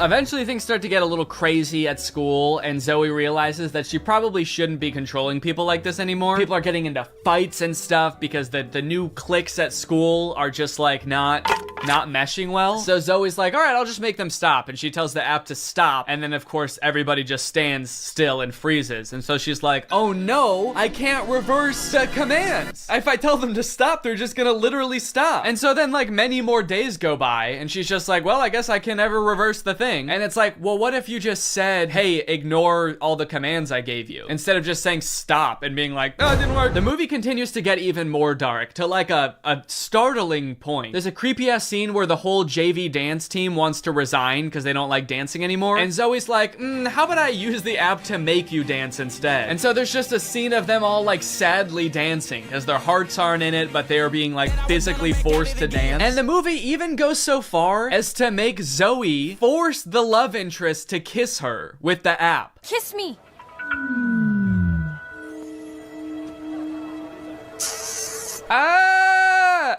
She just forced a guy to kiss her. Disney, what are we doing here, dude? What's going on? We need to have a talk with the writers of these movies. Anyway, Zoe feels bad after this, and she gets all stressed because there is a college scout coming to the basketball game. But Zoe's brother obviously isn't playing very well because the only thing he can do is like stare at an object for hours at a time. Welcome to a new season of Husky basketball.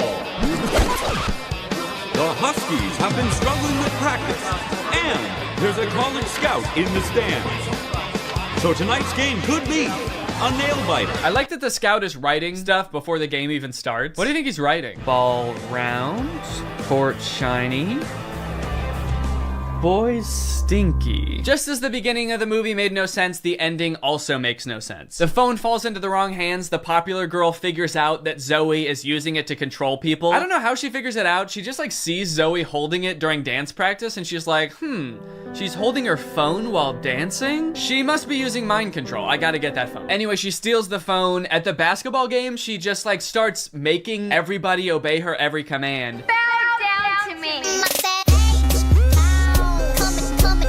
In order to get the phone back, Zoe's like, how about I just do whatever you want? I'll do anything you want. Just say the command. Hands.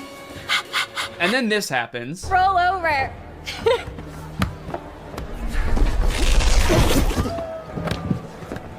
How did you? I'm your brother.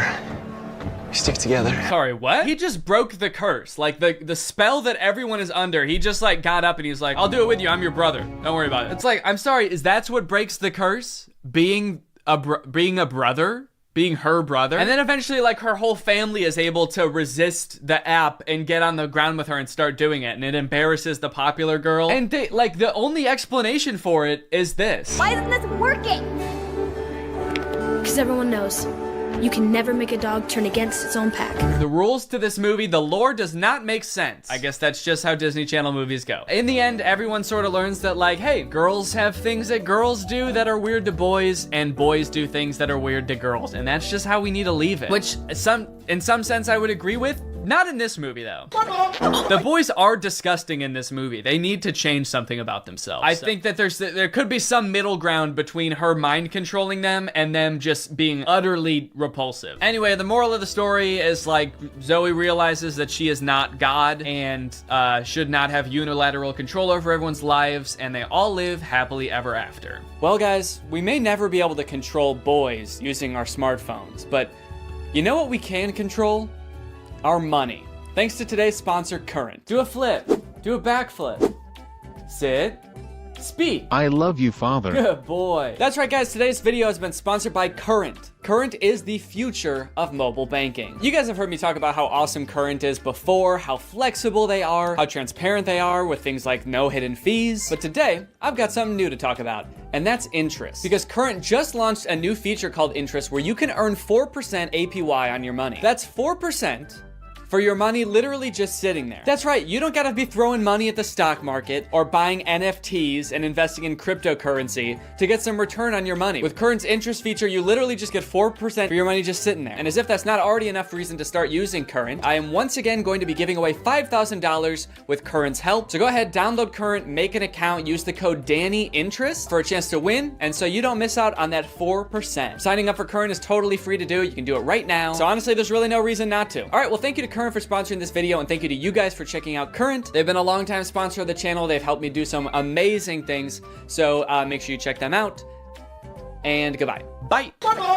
What's up, Greg, and welcome back to the Beef Zone, baby. This is where we talk about the internet's hottest drama going on right now. Today we're going to be talking about Axel Weber. He's a TikTok star, and he's already started one of the year's most insane internet quarrels. I don't particularly talk about internet drama too much on my channel, but I had to do an installment of the Beef Zone just this once because this is a pretty unique case. I don't think I've ever seen anybody start an internet beef quite like this before, and that's because this dude, Axel, has started a feud with a college. This dude has started beef with a 4-year accredited institution. I've never seen that happen before. Other influencers are out here starting beefs with each other because of like messy breakups, problematic tweets. This dude's out here starting beef with institutions. That's crazy. I'm gonna start doing that. The DMV, you're done. You're canceled. I had to wait in line once 5 years ago when I got my license renewed. You're done. Everybody go harass the DMV now, please. No, don't actually do that. This dude, Axel Weber, he's a very popular TikToker. He's got 3.9 million followers. He is, okay. What was that? It looked like he was calling me. Okay, it's to share to WhatsApp, I see. I click on it, he's like, hey dude, are you making a video about me right now? No, how did you know that? So yeah, he was already really popular on TikTok. He had like 1 million followers a couple months ago, and now he's skyrocketed to almost 3.9 million followers, mostly because of this series of videos he did auditioning for Juilliard's acting school, and he did not get in. And his fans were like so upset by this that they started a war with Juilliard, which like thrust Axel into the spotlight because all of these major news outlets were like covering this dude. And so now he has like almost 4 million followers literally because he didn't get into Juilliard. Kind of crazy considering I also didn't get into Juilliard and I don't have 4 million followers on TikTok. So what happened with that? I didn't even get an audition with Juilliard. They didn't even offer me one. How fucked up is that? Where are my fans? Greg, what's going on? It's just kind of crazy that you can get famous for not doing something impressive, you know? Like if he had gotten into Juilliard, that would be really cool. That'd be worth, you know, making a big stink about, I feel like, because like nobody gets into Juilliard. Dude, did you hear about that guy who's going viral because he's gonna try to climb Mount Everest blindfolded with his hands tied behind his back? Oh no way, dude, that sounds insane. Did he actually do it? No, no, actually he did not. He's dead. He died. Not even on the mountain either. He choked on a granola bar on the flight to Mount Everest. And he's going viral? Yeah, dude, his funeral has 800 million likes. So I feel like to fully appreciate this story, we kind of have to go back to the beginning where it all began. So in December of 2021, just about a month ago, Axel had just moved to New York. He's pursuing acting. He's making a bunch of TikToks about living in the world's smallest apartment, and he has just hit 1 million followers on TikTok. Hi, We just hit 1 million on TikTok. Come on.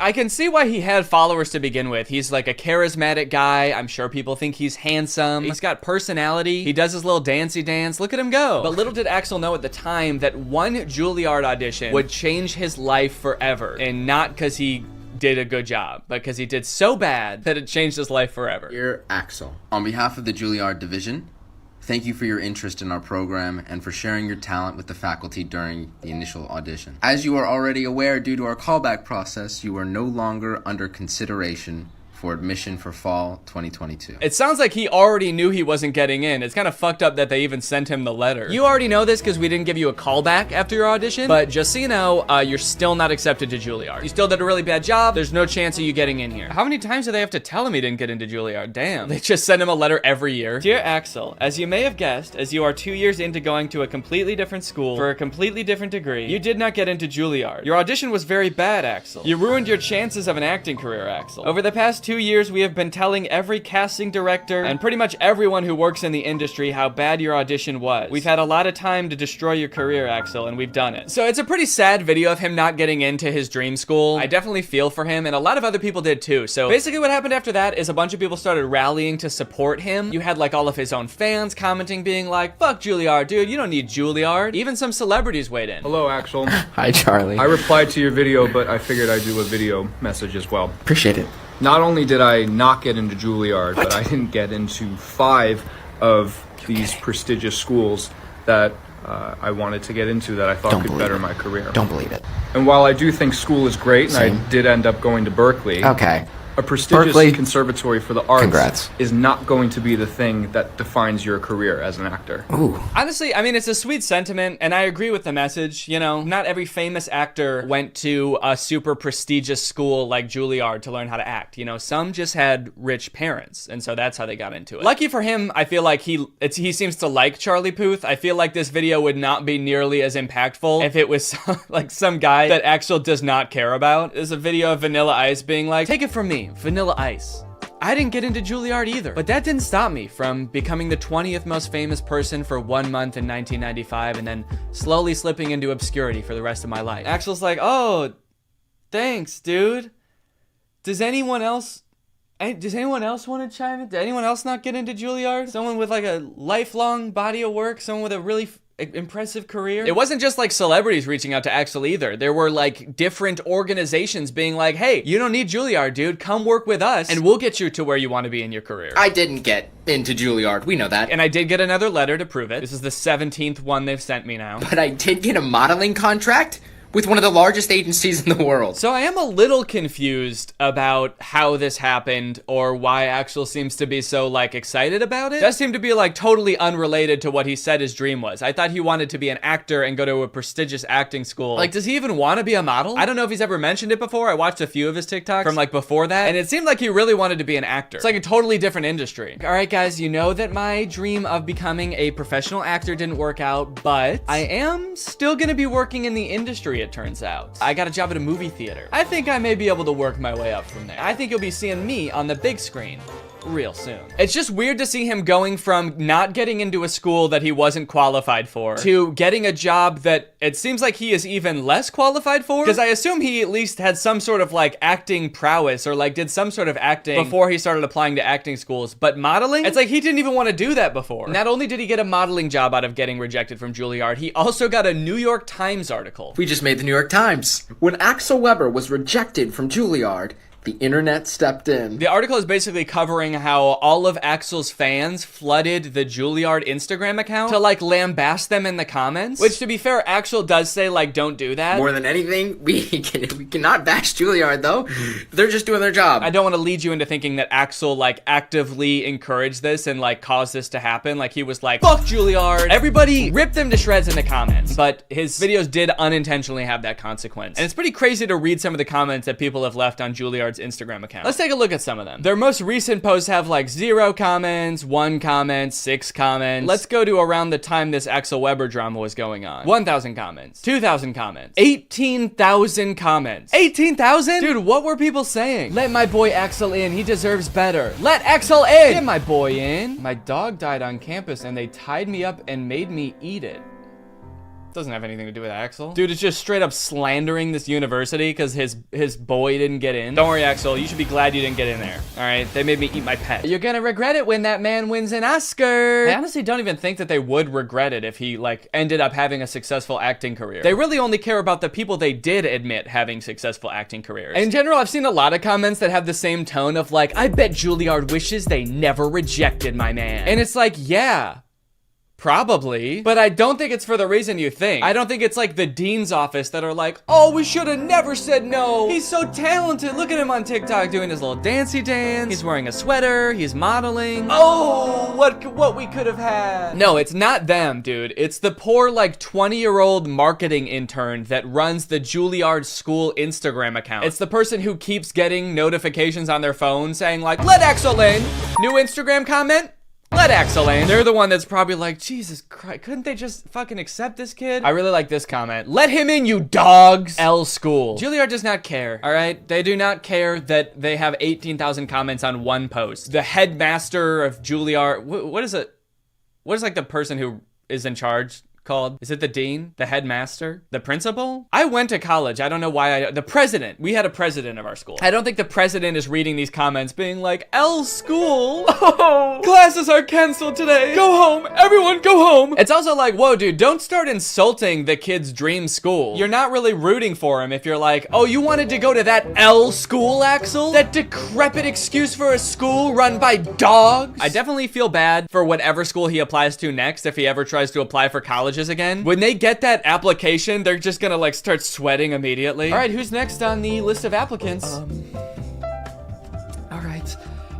No pressure, but if we don't let this kid in, we're gonna get doxxed and swatted. Right now, you're probably wondering, like, what were Axel's chances of getting into Juilliard? Like, was he a shoo-in and like a really good actor and had like an insane experience? What is this guy's qualifications? First off, let's look up how hard is it to get into Juilliard. Spelled Juilliard wrong, so I am definitely not going to get in. Admission to Juilliard is highly competitive with an overall acceptance rate between 5 and 8%. So it's an extremely difficult school to get into. Obviously, it's like insanely prestigious. But you know, maybe he killed his audition. Maybe he's a great actor. So let's see. He has a TikTok talking about how his audition went. So let's hear in his own words how he describes it. Here's how you absolutely botch a Juilliard audition. Remember I said the only thing I can't do is an accent?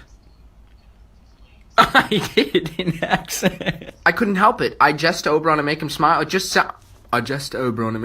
sounds better when he sounds like he came straight out of an HBO show. All right, I know it's not the point of the TikTok, but what does he mean I couldn't help it when he said he did the accent? Like, did you prepare your audition and not practice an accent at all? And then the second you get into your audition, you're like, hello, governor. Why am I talking like this? Oh, no. Did you really just decide to do an accent on the fly? Because, like, holy shit, what a bad idea. Of course you didn't get into Juilliard, dude. You went off book. You became a different nationality.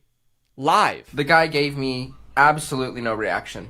He just stared right into my soul. I feel like that's kind of how auditions go, though. If you do a really great job, they're not supposed to be like, like right off the bat. I think they're supposed to play it cool because they can't like make you think you got the part just in case, you know, someone even better comes in and then they have to give it to that person. And what reaction was he expecting? Guys, I don't think my audition went very well. The admissions director didn't even come. He just said, thanks, that'll be all. You know what he should have done if he wanted to impress them? He should have came into the audition speaking in a British accent, and then when he was actually reading his monologue, switched to his regular American accent. They would have been blown away. I have an audition for Juilliard, January 9th.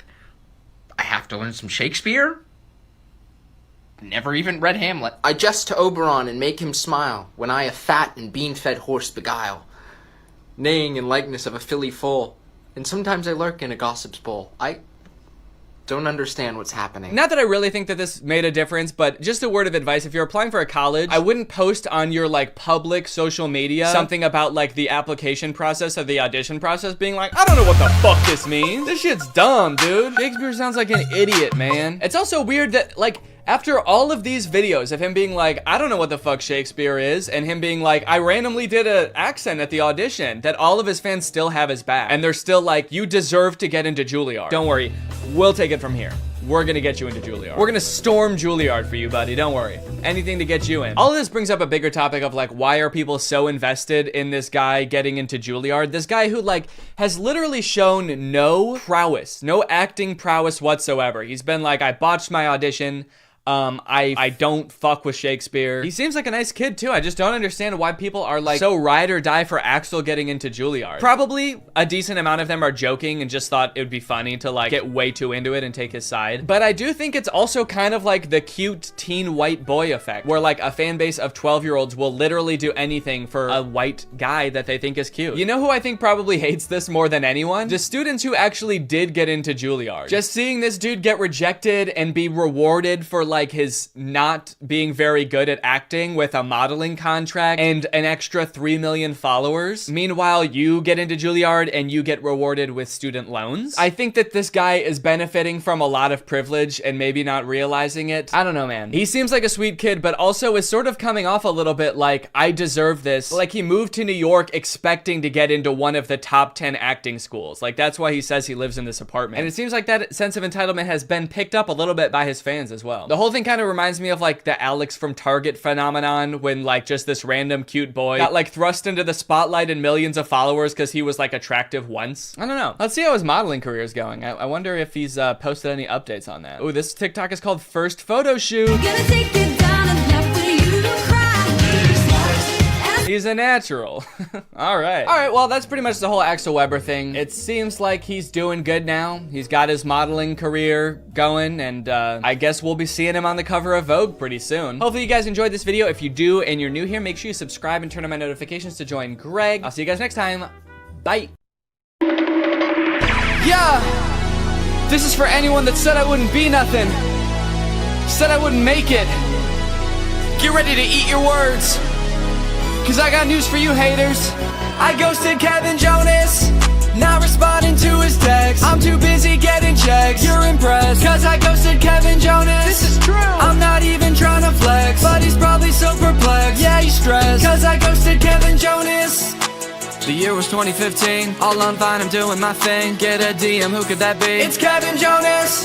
Ask me, can I help out with something? He sends me his phone number, dude, I'm jumping, I'm excited. He says I started signing musicians with me a while back. I've got a client working on a music vid for a track. I'm trying to get a couple Viners to help, it would be bomb if you could just record a clip of you lip syncing the song. And I didn't respond, yeah, school got in the way, I completely forgot. Realized a few weeks later that I ruined my shot. And it's probably too late for me to reach out to him now. So that's how I ghosted Kevin Jonas. Mom, I hate it. Not responding to his text. I'm too busy getting checks. You're impressed, cause I ghosted Kevin Jonas. I'm not even trying to flex, but he's probably so perplexed. Yeah, he's stressed, cause I ghosted Kevin Jonas. They said I'd never be someone, look at me now. Ghosting Kevin Jonas, making mama proud. Even now it's probably still haunting him, wondering when I'm gonna respond to him. I'm not surprised when I see him on TV, I still see pain in his eyes. Kevin, if you're out there, I'm sorry for being a dick. And this might not make you feel better, but I wish it was this. I ghosted Kevin Jonas, not responding to his text. I'm too busy getting checks. You're impressed, cause I ghosted Kevin Jonas. I'm not even trying to flex, but he's probably so perplexed. Yeah, he's stressed, cause I ghosted Kevin Jonas.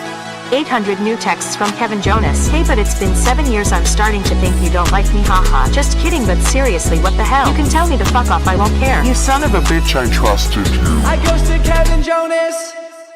I ghosted Kevin Jonas, not responding to his text. I'm too busy getting checks. You're impressed, cause I ghosted Kevin Jonas. This is true. I'm not even trying to flex, but he's probably so perplexed. Yeah, he's stressed, cause I ghosted Kevin Jonas. What's up, Greg? I hope you're having a great day. Today, I have a very special video for you guys because I am joined by Chad Chad. Hey. Chad Chad is waving, and she's dancing, and she's so happy to be here. I actually can't see her because of the way that this call works, so... I think you're gonna be shocked at the dance moves that I just pulled. I practiced them before I came on here. That makes sense. And if they're not, I'll just edit them so that they are really cool. Okay, well that won't be necessary, but okay. If you feel like you need to do that. I do. Okay. Well, I'm gonna go. Chad, I've got a really exciting video topic for us today. Have you ever seen this account? It's called Fabiosa Animation. Well, I'm still looking at your Audacity. What? So, yeah, I have seen this before, actually. Oh God, no. Can you see Fabiosa Animation now? My fiance married my sister. Yeah. Okay. Yay! You have a lot of bookmarks. What, these? Those. Are you impressed? No, I'm stressed. They're important. You never know. I might have to like get some royalty-free music really quick, or go to therapy. Doctor. This is a mood, honestly. Well, thank you for totally lambasting my desktop setup here. You're welcome. That's what I came to do. Yep, and now you can go. Okay.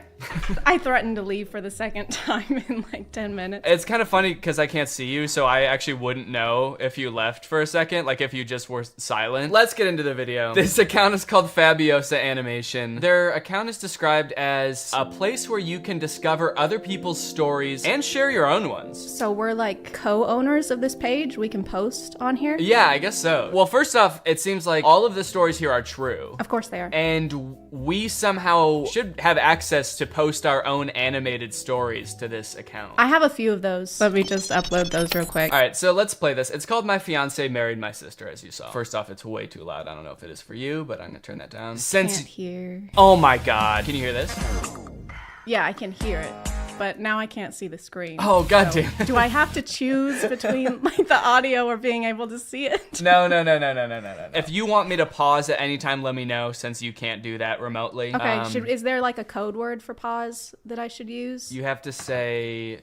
Synonym for pause. Adjourn. All right, yeah, we'll use adjourn as our code word. I went on a date instead of my twin sister because she broke her leg. Bruce was like a man from a fairy tale. Who is Bruce?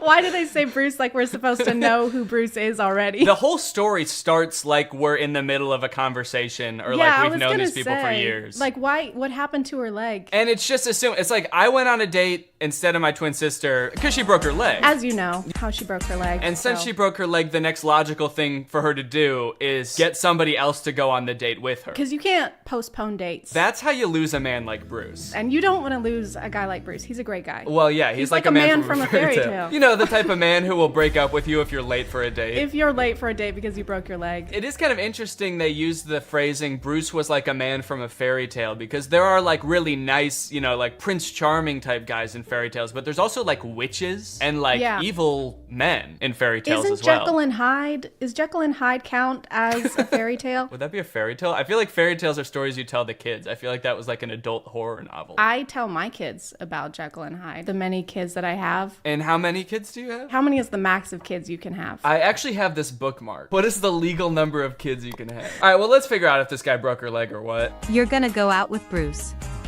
until my cast comes off. Now at this point, the twin is like falling in love with Bruce, I guess. And now she has to go on every date until her cast comes on, which I assume is going to be like months, right? But why is she upset about it? She just said it was the best date of her life. Yeah, she looks pissed. Maybe she's like angry that she's going to have to stop dating him at some point. Maybe she's like planning to kill her sister right now. She's thinking ahead. Yeah, you're right. Bruce introduced me to his son Lucas. Lucas never spoke after his mom died. The music in these is also like a little bit too like peppy and... Yeah, it's a little too happy. Lucas never spoke after his mom died. Lucas was a deeply troubled child, and I'm like banging my head over here. Is horrifically traumatized. But it looks like he's about to speak, if I had to guess. He looks pissed. He never let anyone near him. She's pretty near him. Adjourn. She's pretty near him. Adjourn! She's near him! She's near Lucas. Adjourn! Do you think we should just play this on like 1.5 speed? Yeah, I hope you can read fast. I managed to get through to the lonely little boy. The little lonely boy. Oh, the little lonely boy. You can't mix those two up. All right, let's see how good the music is at 1.5 playback speed. Laura's cast was off. and she could walk again. I'm finally gonna meet Bruce. I don't know if this is just a weird way to word it, but she's like, I finally get to meet this guy. I'm just trying to think of a situation. So if this was like an online dating kind of thing, right? Where they haven't met yet and then she breaks her foot and she's like, oh, well, I don't want him to think I'm a catfish, so you need to go. And you need to date him for a month before I even know if I like this guy at all. So for all we know, like, Laura doesn't even know if she likes Bruce at all. And she's about to go back into this relationship where Bruce thinks he's already introduced her to his kid and they're like closer than he's ever been to anyone since his mom died. His walls are finally breaking down. He's letting her play with pirate ships with him. He's just a little boy now and not such a little lonely boy. Laura tortured me every day. Adjourn. She's doing what? Laura waterboarded me every day. Laura pulled off my fingernails each night. Laura broke my leg, and now she's dating Bruce. Oh, she tortured me every day talking about dating Bruce. Oh, okay. I'm getting married to Bruce. That day, my heart was shattered. When Laura introduced me to Bruce, he said that my sister and I were totally different. But Lucas recognized me at first sight. John. I only know one of the twins' names, Laura. I'm just gonna, is it Laura and like Laura part 2? Well, it's Laura and me because this story is like from her perspective. So she never says her name. So this is us. Yeah, this is us. So Lucas is not a little lonely boy anymore. He's a little lonely dog, I guess, that can smell the scent of us and know that it's the true us, the true Laura. Because this isn't how we looked when we knew Lucas. We weren't wearing these glasses before. Maybe we just smell really bad. Oh, I miss my trash mommy. Oh, you smell like shit. I missed you. Laura's relationship with Bruce went downhill before my eyes. Oh. Calm down, your god-awful son. This took a dark turn. This is messed up for Bruce and Lucas. I feel like they need like a true crime doc dedicated to them or something after this. I can't tell if it's weirder from Bruce's perspective or Lucas's perspective, because Bruce thinks this is the same person who loved his son and now is all of a sudden being so mean to him. But Lucas like kind of knows that this isn't. Yeah, he thinks this is a demon probably, and he can't do anything about it because he doesn't speak. So he's just like writing messages like, on the fridge magnets. He's like, Laura is Satan. Oh my god, that's terrifying. Call him your god apple. Call me your apple son. Call him little Johnny Appleseed. What's his name? I like that there's one comment on this video and it's just a heart. That could say a lot of things. It's like, I love this, or like, you know, sending positive vibes. Get better soon, whoever wrote this. Oh, I just realized that one of the hashtags is karma. So I wonder what's gonna happen to the bad Laura. Well, we don't really know the moral compass of the people who wrote this. Maybe Lucas is gonna get his karma finally. Lucas didn't eat his veggies one night, and then his mom turned into Satan. So eat your broccoli. Laura dumped Bruce and disappeared. In her letter, she said she filed for divorce. One day I got a call from Bruce. He had no one to leave his son with. The princess tricked the prince, and she suffered for it. Well, she's like reading him a story that is like thematically the same as what's going on in their real life. There's actually nothing. That's a blank notebook. She's just making it up as she goes. She suffered greatly for deceiving the prince. Laura was an annoying bitch. Sorry? No, I coughed. Oh, okay. Thought you said adjourn. Adjourn. Yeah, your coughs sound like you're saying adjourn. Adjourn. No, I don't know why. Okay, you just why cough you think like that? Adjourn, yeah. It was you. So now, if you found out this had happened to you, if you were in Bruce's shoes, would you be like, oh, thank goodness you're back? Or would you be like, why the fuck did you lie to me? No, the second one. Yeah, I feel like I'd have a lot more questions. They still haven't explained why they would need to switch places if she had a broken leg. Because you can still do things with a broken leg. Right, unless Bruce on like, right when they matched on Tinder was like, oh, thank God I finally found somebody that doesn't have a stupid broken leg. On the requirements, it says, don't message me if you have broken legs. I'm sorry I lied.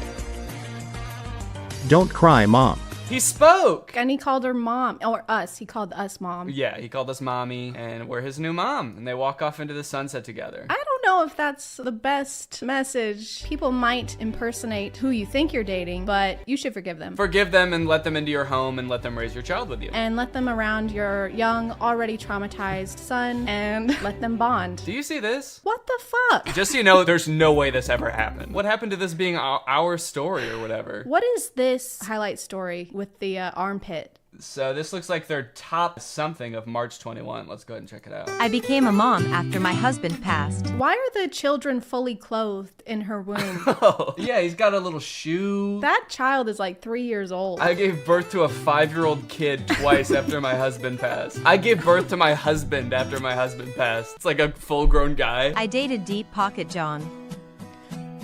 I became his lover. I broke my husband with my nose. Whoa. I guess we're only seeing like 30-second clips of this. There's just such whiplash. What is happening? There's like information overload. I can't. I got invested in that first story, and then all of a sudden I was it's like... trying to figure out what deep-pocketed John meant, and then there's just a massive Pinocchio situation. Does she mean like she broke him emotionally? Please shrink your nose, please. Your nose is tearing our family apart. Okay, hold on. We gotta watch this whole story, and you better believe we're gonna watch it in 1.5 speed. My hubby hated my long nose, and his birthday gift to me was a nose job. So maybe it is gonna be emotionally. He just hates her long nose. And there's nothing wrong with his face, right? His face is totally normal. That is the most attractive man I've ever seen in my life. Why did he marry her in the first place? That's a good question. Maybe her nose got longer. Maybe she is Pinocchio. She told too many lies. If the nose was a byproduct of excessive lying, of being a liar, then yeah. But I don't think getting a nose job makes you not a liar anymore. It takes back all the lies if her nose goes back to normal. Yeah, you have to go see Dr.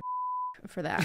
He would take his pretty colleagues instead of me to business meetings. You'll scare everyone off with your nose. Everyone else is gonna be scared of you, like me. I'm so scared of your nose. Does she work for him? Oh, I guess. I don't know, unless like this is their house and we gotta go have a business meeting in our bedroom. Get the fuck out. I decided to wait until Seth dozed off to run away. I didn't want the surgery, but was afraid to tell him. I didn't see Seth when I slammed the door.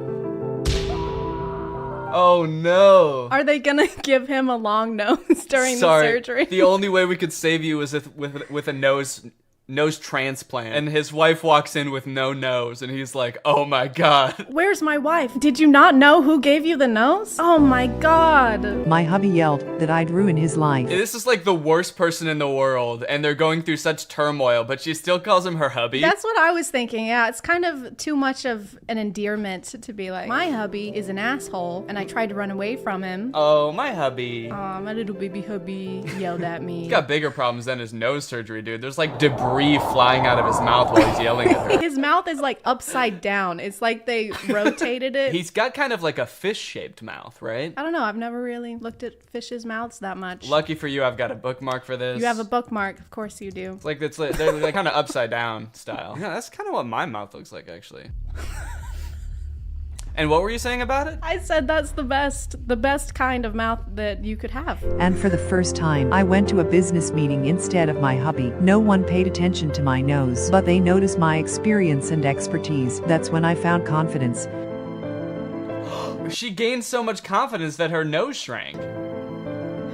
No way. The moral of this story is just don't have a big nose. It like shrinks and then fades to be another nose. Like it gets pretty small and then the animators were like, well, that's too small. And then they kind of fade it to like a normal nose. We don't want to make this unrealistic. I filed for divorce and got everything in court. Well, I filed for divorce and set him ablaze in the courtroom. Wow, she's got some kind of magic going on. My nose shrunk 3 sizes the day I gained confidence, and when I took my husband to court, he started on fire. Burst into flames. I got a raise and filled Seth's position. He didn't want to become my subordinate and preferred to quit.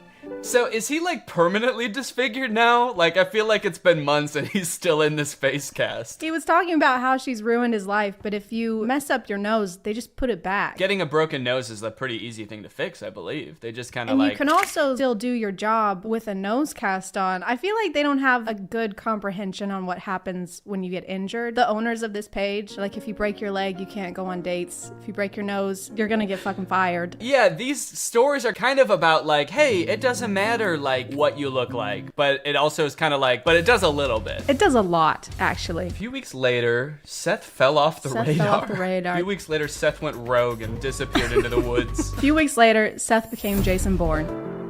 Whoa, what? Wait. Whoa, there's a tornado.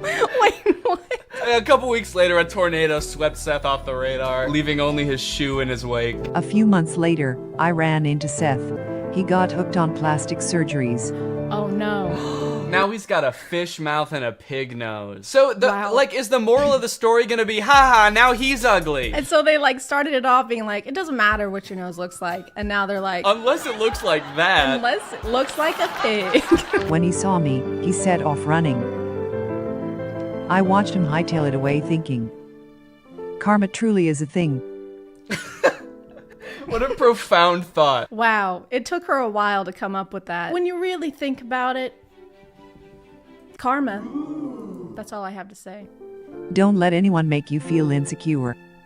Love yourself and others will love you too. Wow. That's not what I got from this. Yeah, it's actually her fault that he was an asshole to her. Ladies. Ladies, if your husband is being mean to you, probably your fault. It's your fault. Just be more confident or get a nose job, then you'll be fine. Just get over it. This one's called Her Stepdaughter Ruined Her Wedding Night. This is about to be about another disturbed child. On my wedding night, my stepdaughter came in and took my hand.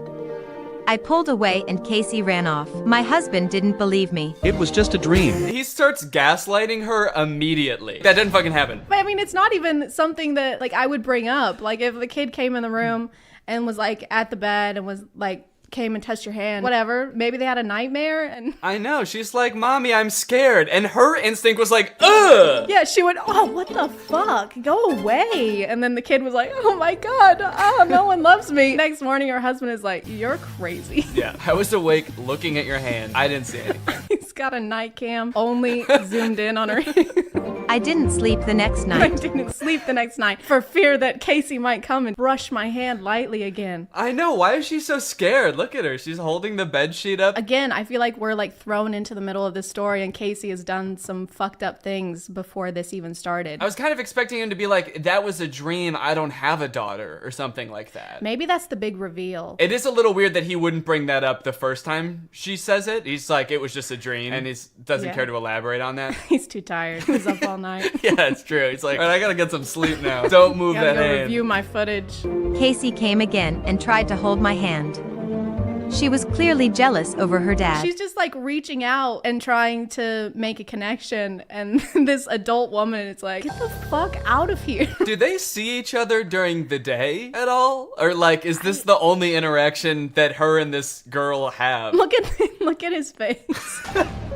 Chris, look, she's right there. He's like, that's not happening right now. You think she could bring this up during the day? Be like, hey, Casey, why are you coming into our room at night? But I guess like they never cross paths during the day. Well, I mean, she's not there. She's not alive. Casey hasn't lived here in over 50 years. Then I started locking the door at night.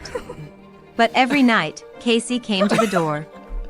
This poor girl. Sad. Look at her. I know. She's got her bear. She's like, my life has kind of been upturned. My dad got remarried. This is a big change for me. I'm trying to reach out in my own way, trying to make a connection. Oh, the door's locked. Also, my dad doesn't speak to me. He refuses to admit I'm real. She never left us alone.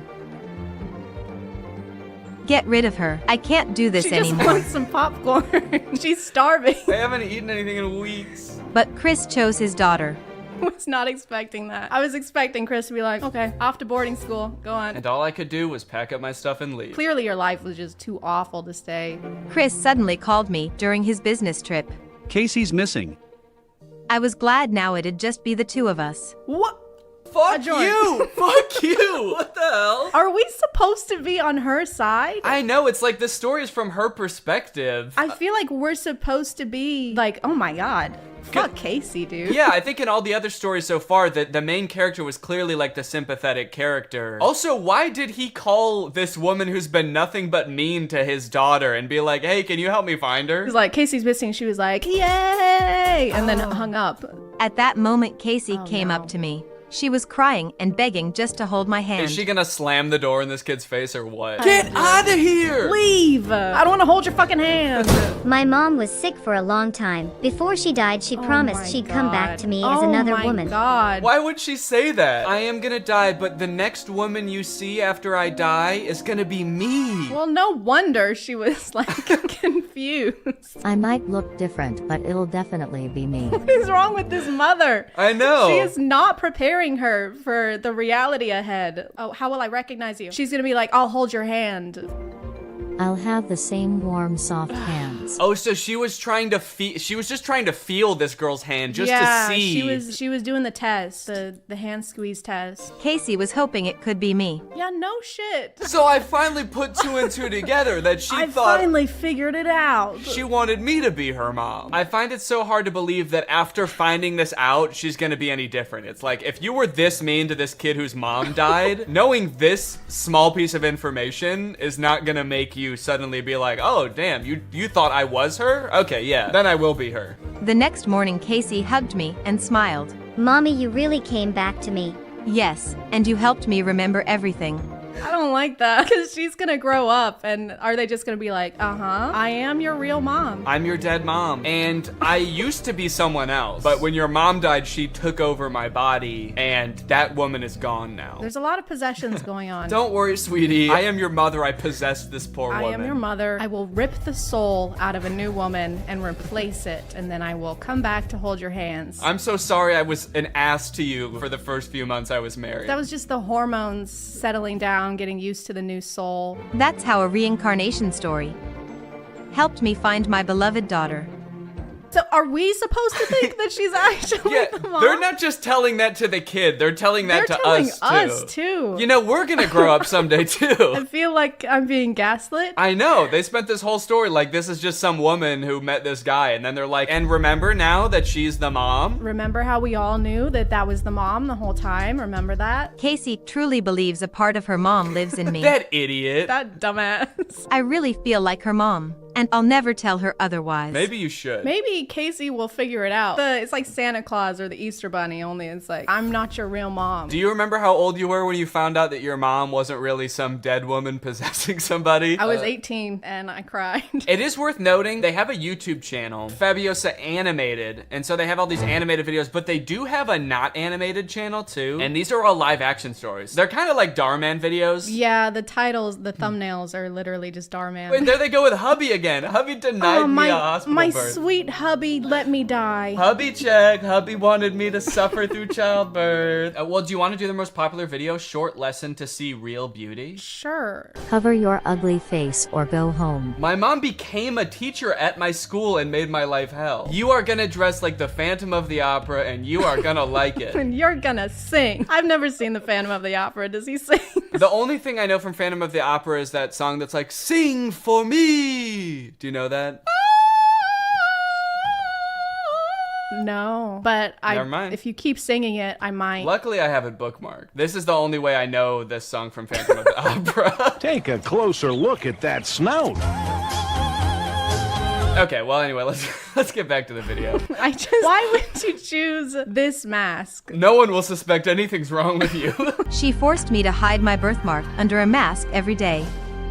I wasn't allowed to tell anyone she was my mom. It hurt. I decided to have surgery so she wouldn't be ashamed of me. Doc asked for my parents' genetic info. This set is the same one that they're using for the school. So this doctor is actually, they're just in the janitor's closet. Yeah, the janitor Hey, just Cash. put on a blue hat and was like, I'll do it. He got this stethoscope from the biology teacher. His name is Doc. Hi, I'm Doc. This is my office. I'm gonna be using these brooms to cut your face open, and I'm gonna put my face on your face. This is my certificate. I secretly went through my mom's files and found this. So the doc asked for her parents' genetic info? Is that what that said before? And so she's like, oh, my mom will have that in her files. She'll have like her DNA sequence printed out on millions of pieces of paper. I keep my genetic files on the fridge. Like homework you aced or something? Yeah, I'm really proud of it. Look at these genetics, man. A photo of my dad with a woman who had the exact She's same not a real mark. mom. No wonder she's mean to her. No wonder she wouldn't let her tell anyone that she's her mom, because she's not. Just like,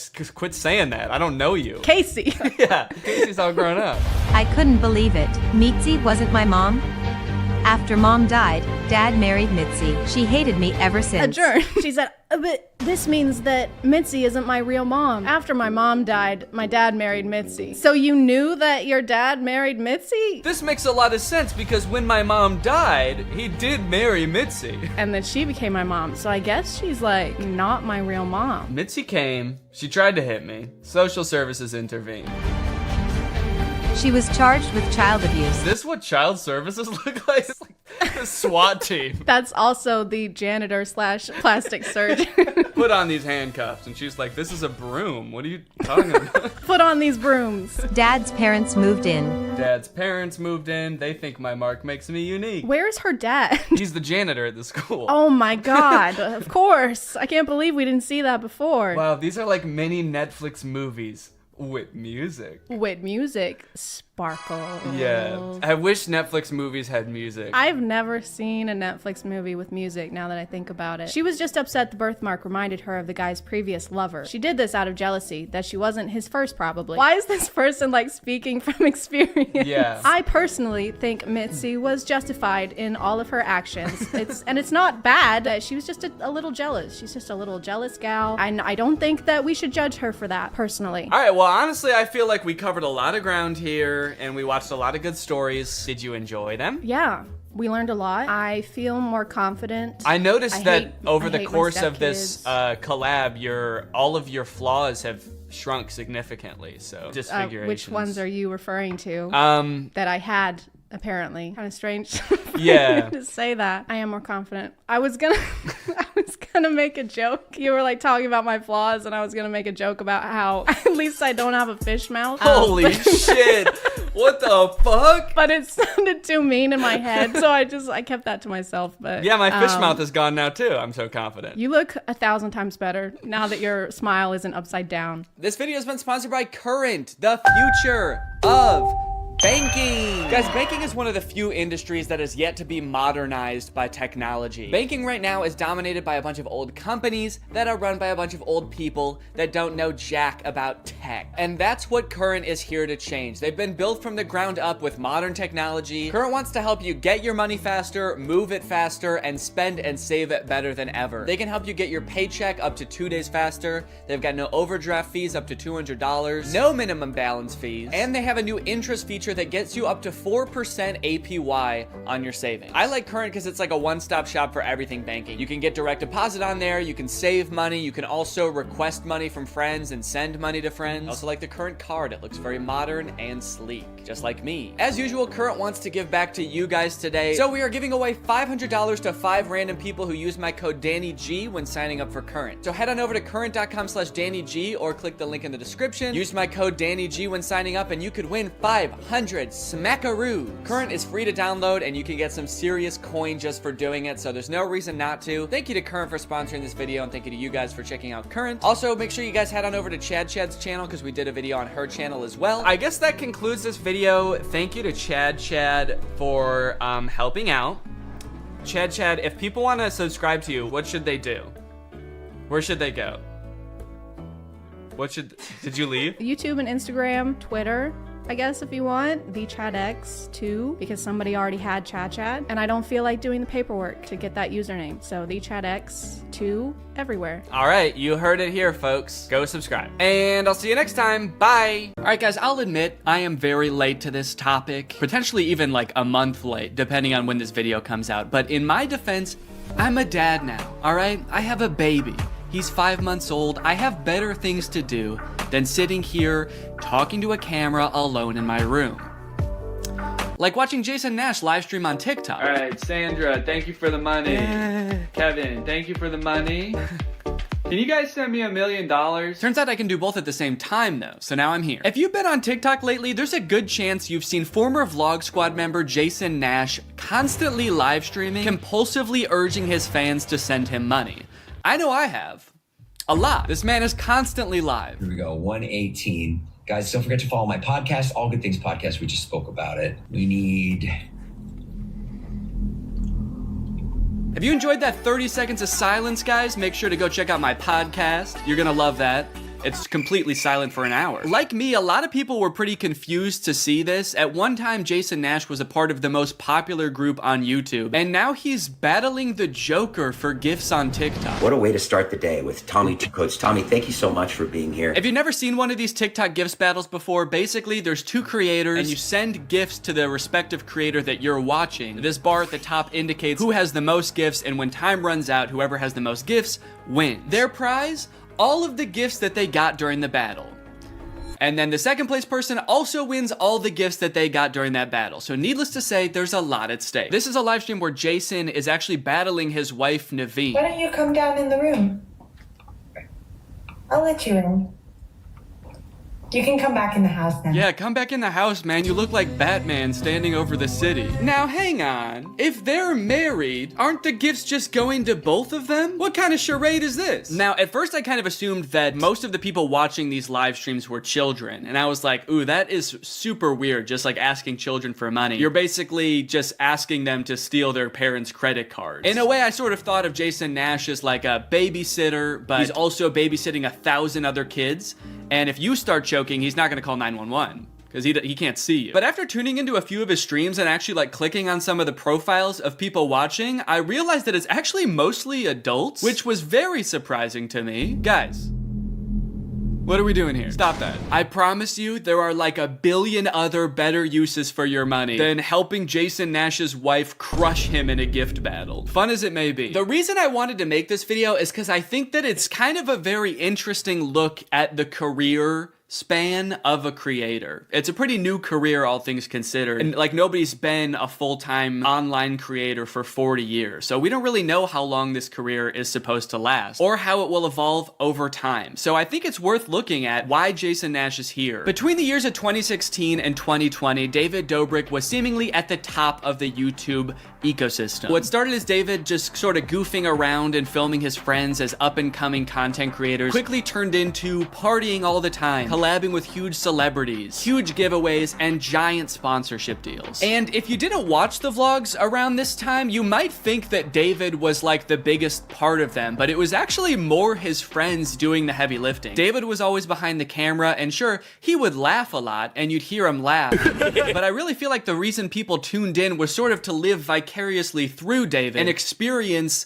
the goofiness that was all of his friends. So while all of the vlogs were on David's channel and David was inevitably the most popular member of the vlog squad, I really feel like he owes most of his success to his friend group. But it was a fun time. I watched a lot of the vlogs back in the day and I really enjoyed them. It felt like you were a part of this friend group. And in a lot of ways, you were like the members of the vlog squad because like the members of the vlog squad, you also were not getting paid for your appearances in the videos, which is something that I always found kind of weird. David's friends never got any sort of payment. Their only payment was in exposure. And so what kind of ended up happening was because everybody else around David wanted to launch their careers off of David's vlogs, they all started vlogging too. But because they would always be hanging out together, all of their vlogs seemed to be just like the same situation from a bunch of different angles and everybody was holding vlog cameras. It got pretty out of hand for a while there. Eventually though, during the pandemic, a bunch of stuff happened that caused David to take a step back from vlogging. Mainly a bunch of scary accusations about one of his best friends, Dom, and also him almost killing one of his other best friends, Jeff Wittick, by slamming him into the side of an excavator. After losing a bunch of followers and probably more importantly, a bunch of sponsors, David posted an apology saying he was gonna do better. He said he was gonna take steps to make sure his vlogs were a safer environment for the people in them. And I want to be able to have a place of checks and balances. I want to have HR. If he had to choose between quitting vlogging or doing it safer with an HR team, he was gonna do that. And then he quit vlogging. Currently, David is still presumably very rich. The only place he really posts is on Snapchat, and from what I can tell, he mostly just goes around and tours really expensive houses and parties a lot. He doesn't seem to have any ambitions of creating more content on YouTube. In a lot of ways, he's sort of like the Great Gatsby of social media now. But without David sort of manning the ship that was the vlog squad, a lot of the other members basically had to figure out other avenues and other ways to make money and maintain their following after the vlog ended. Zane and Heath have a pretty successful podcast now, so does Jeff Wittick. Carly and Aaron, I believe, have a podcast too. But I feel like Jason Nash out of the entire group is having the most trouble adjusting to the post-vlog era. He has a podcast, but it's definitely not getting the same numbers that his podcast with David did, views, back in the day, which David also quit. Despite them, I think, getting a bunch of really great offers that would have changed Jason's life, David decided to quit because he didn't want to do that anymore.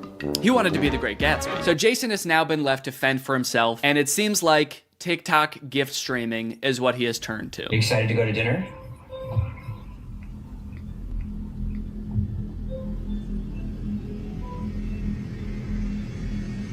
Man, this is content, baby. This is crazy. I didn't know all you had to do is just sit there and stare at your camera and people will just send you money. Why did I write this whole video? So a lot of the response has obviously been kind of cringing at this feeling that what he's doing now is very shady. And I mean, he's not really harming anybody, I guess. It does seem like it's mostly adults sending him money. Obviously, there's always going to be kids online stealing their parents' credit cards, so that's not great. I do get kind of a shady vibe from it just because there literally is no content for you to consume except to send him money. Like, the whole point of this stream is to see how much money Jason can make without having to do anything. That's like the point of the stream. Melanie, thank you.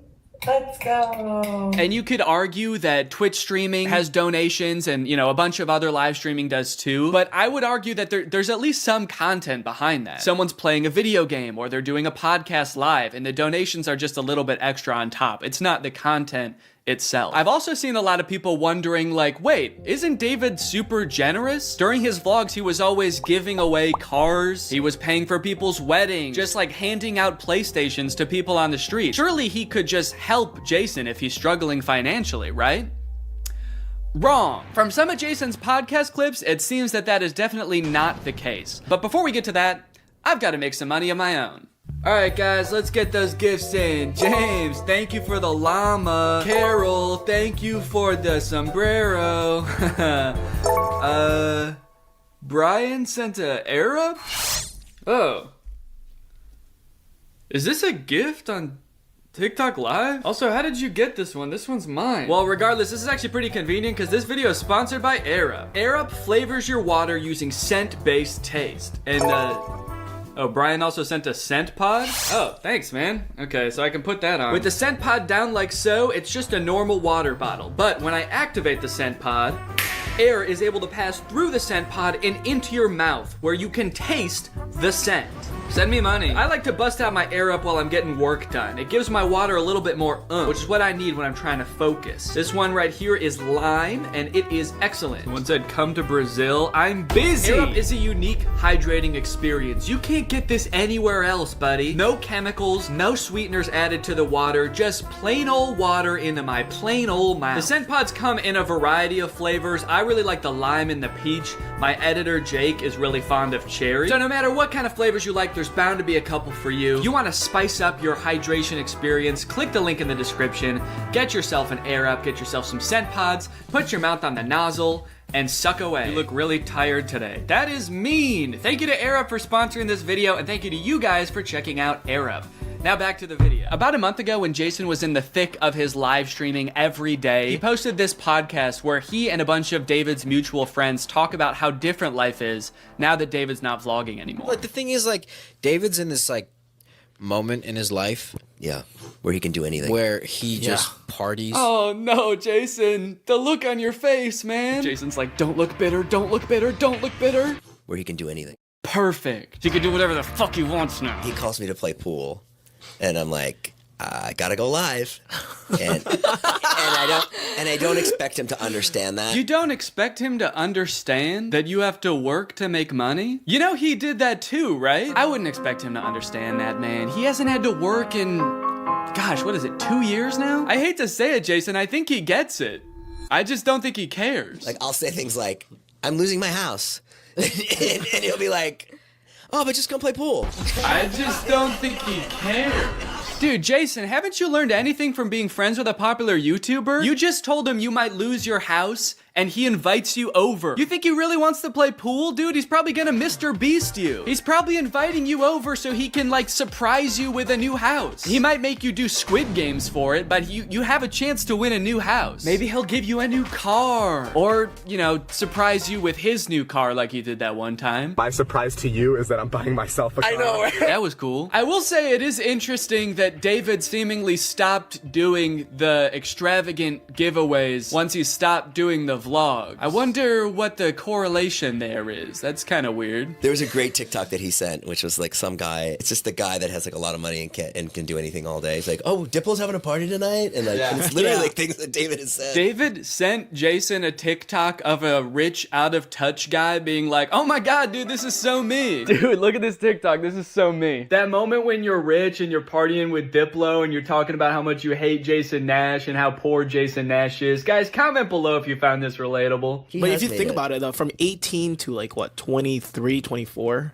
Oh, he was hitting it he never drank. I don't think he ever drank. Even when we would visit him, we'd be up till like midnight just like watching the edits, just like, wow, he worked hard for 5 years? Let the man party, dude. Please do not burden David's poor gentle soul with your financial woes. Just let the man play pool and play with him, for God's sake. I mean, look, I don't doubt that he worked hard. The dude posted 3 vlogs a week. I'm sure it was a lot of hard work, but you know who also worked hard?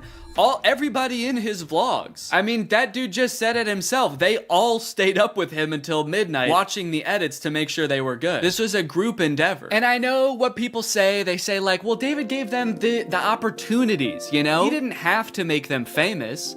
Yeah, he kind of did. That was like the whole point of his vlogs, was his friends. David wasn't just making them famous because he was a good, generous guy. He was doing it because that's what was working. They made him famous as much as he made them famous. Now it's like the complete opposite. Everyone's like working, and here's him just like, hey, what are you doing tonight? And it's like a Tuesday night. Everyone's working.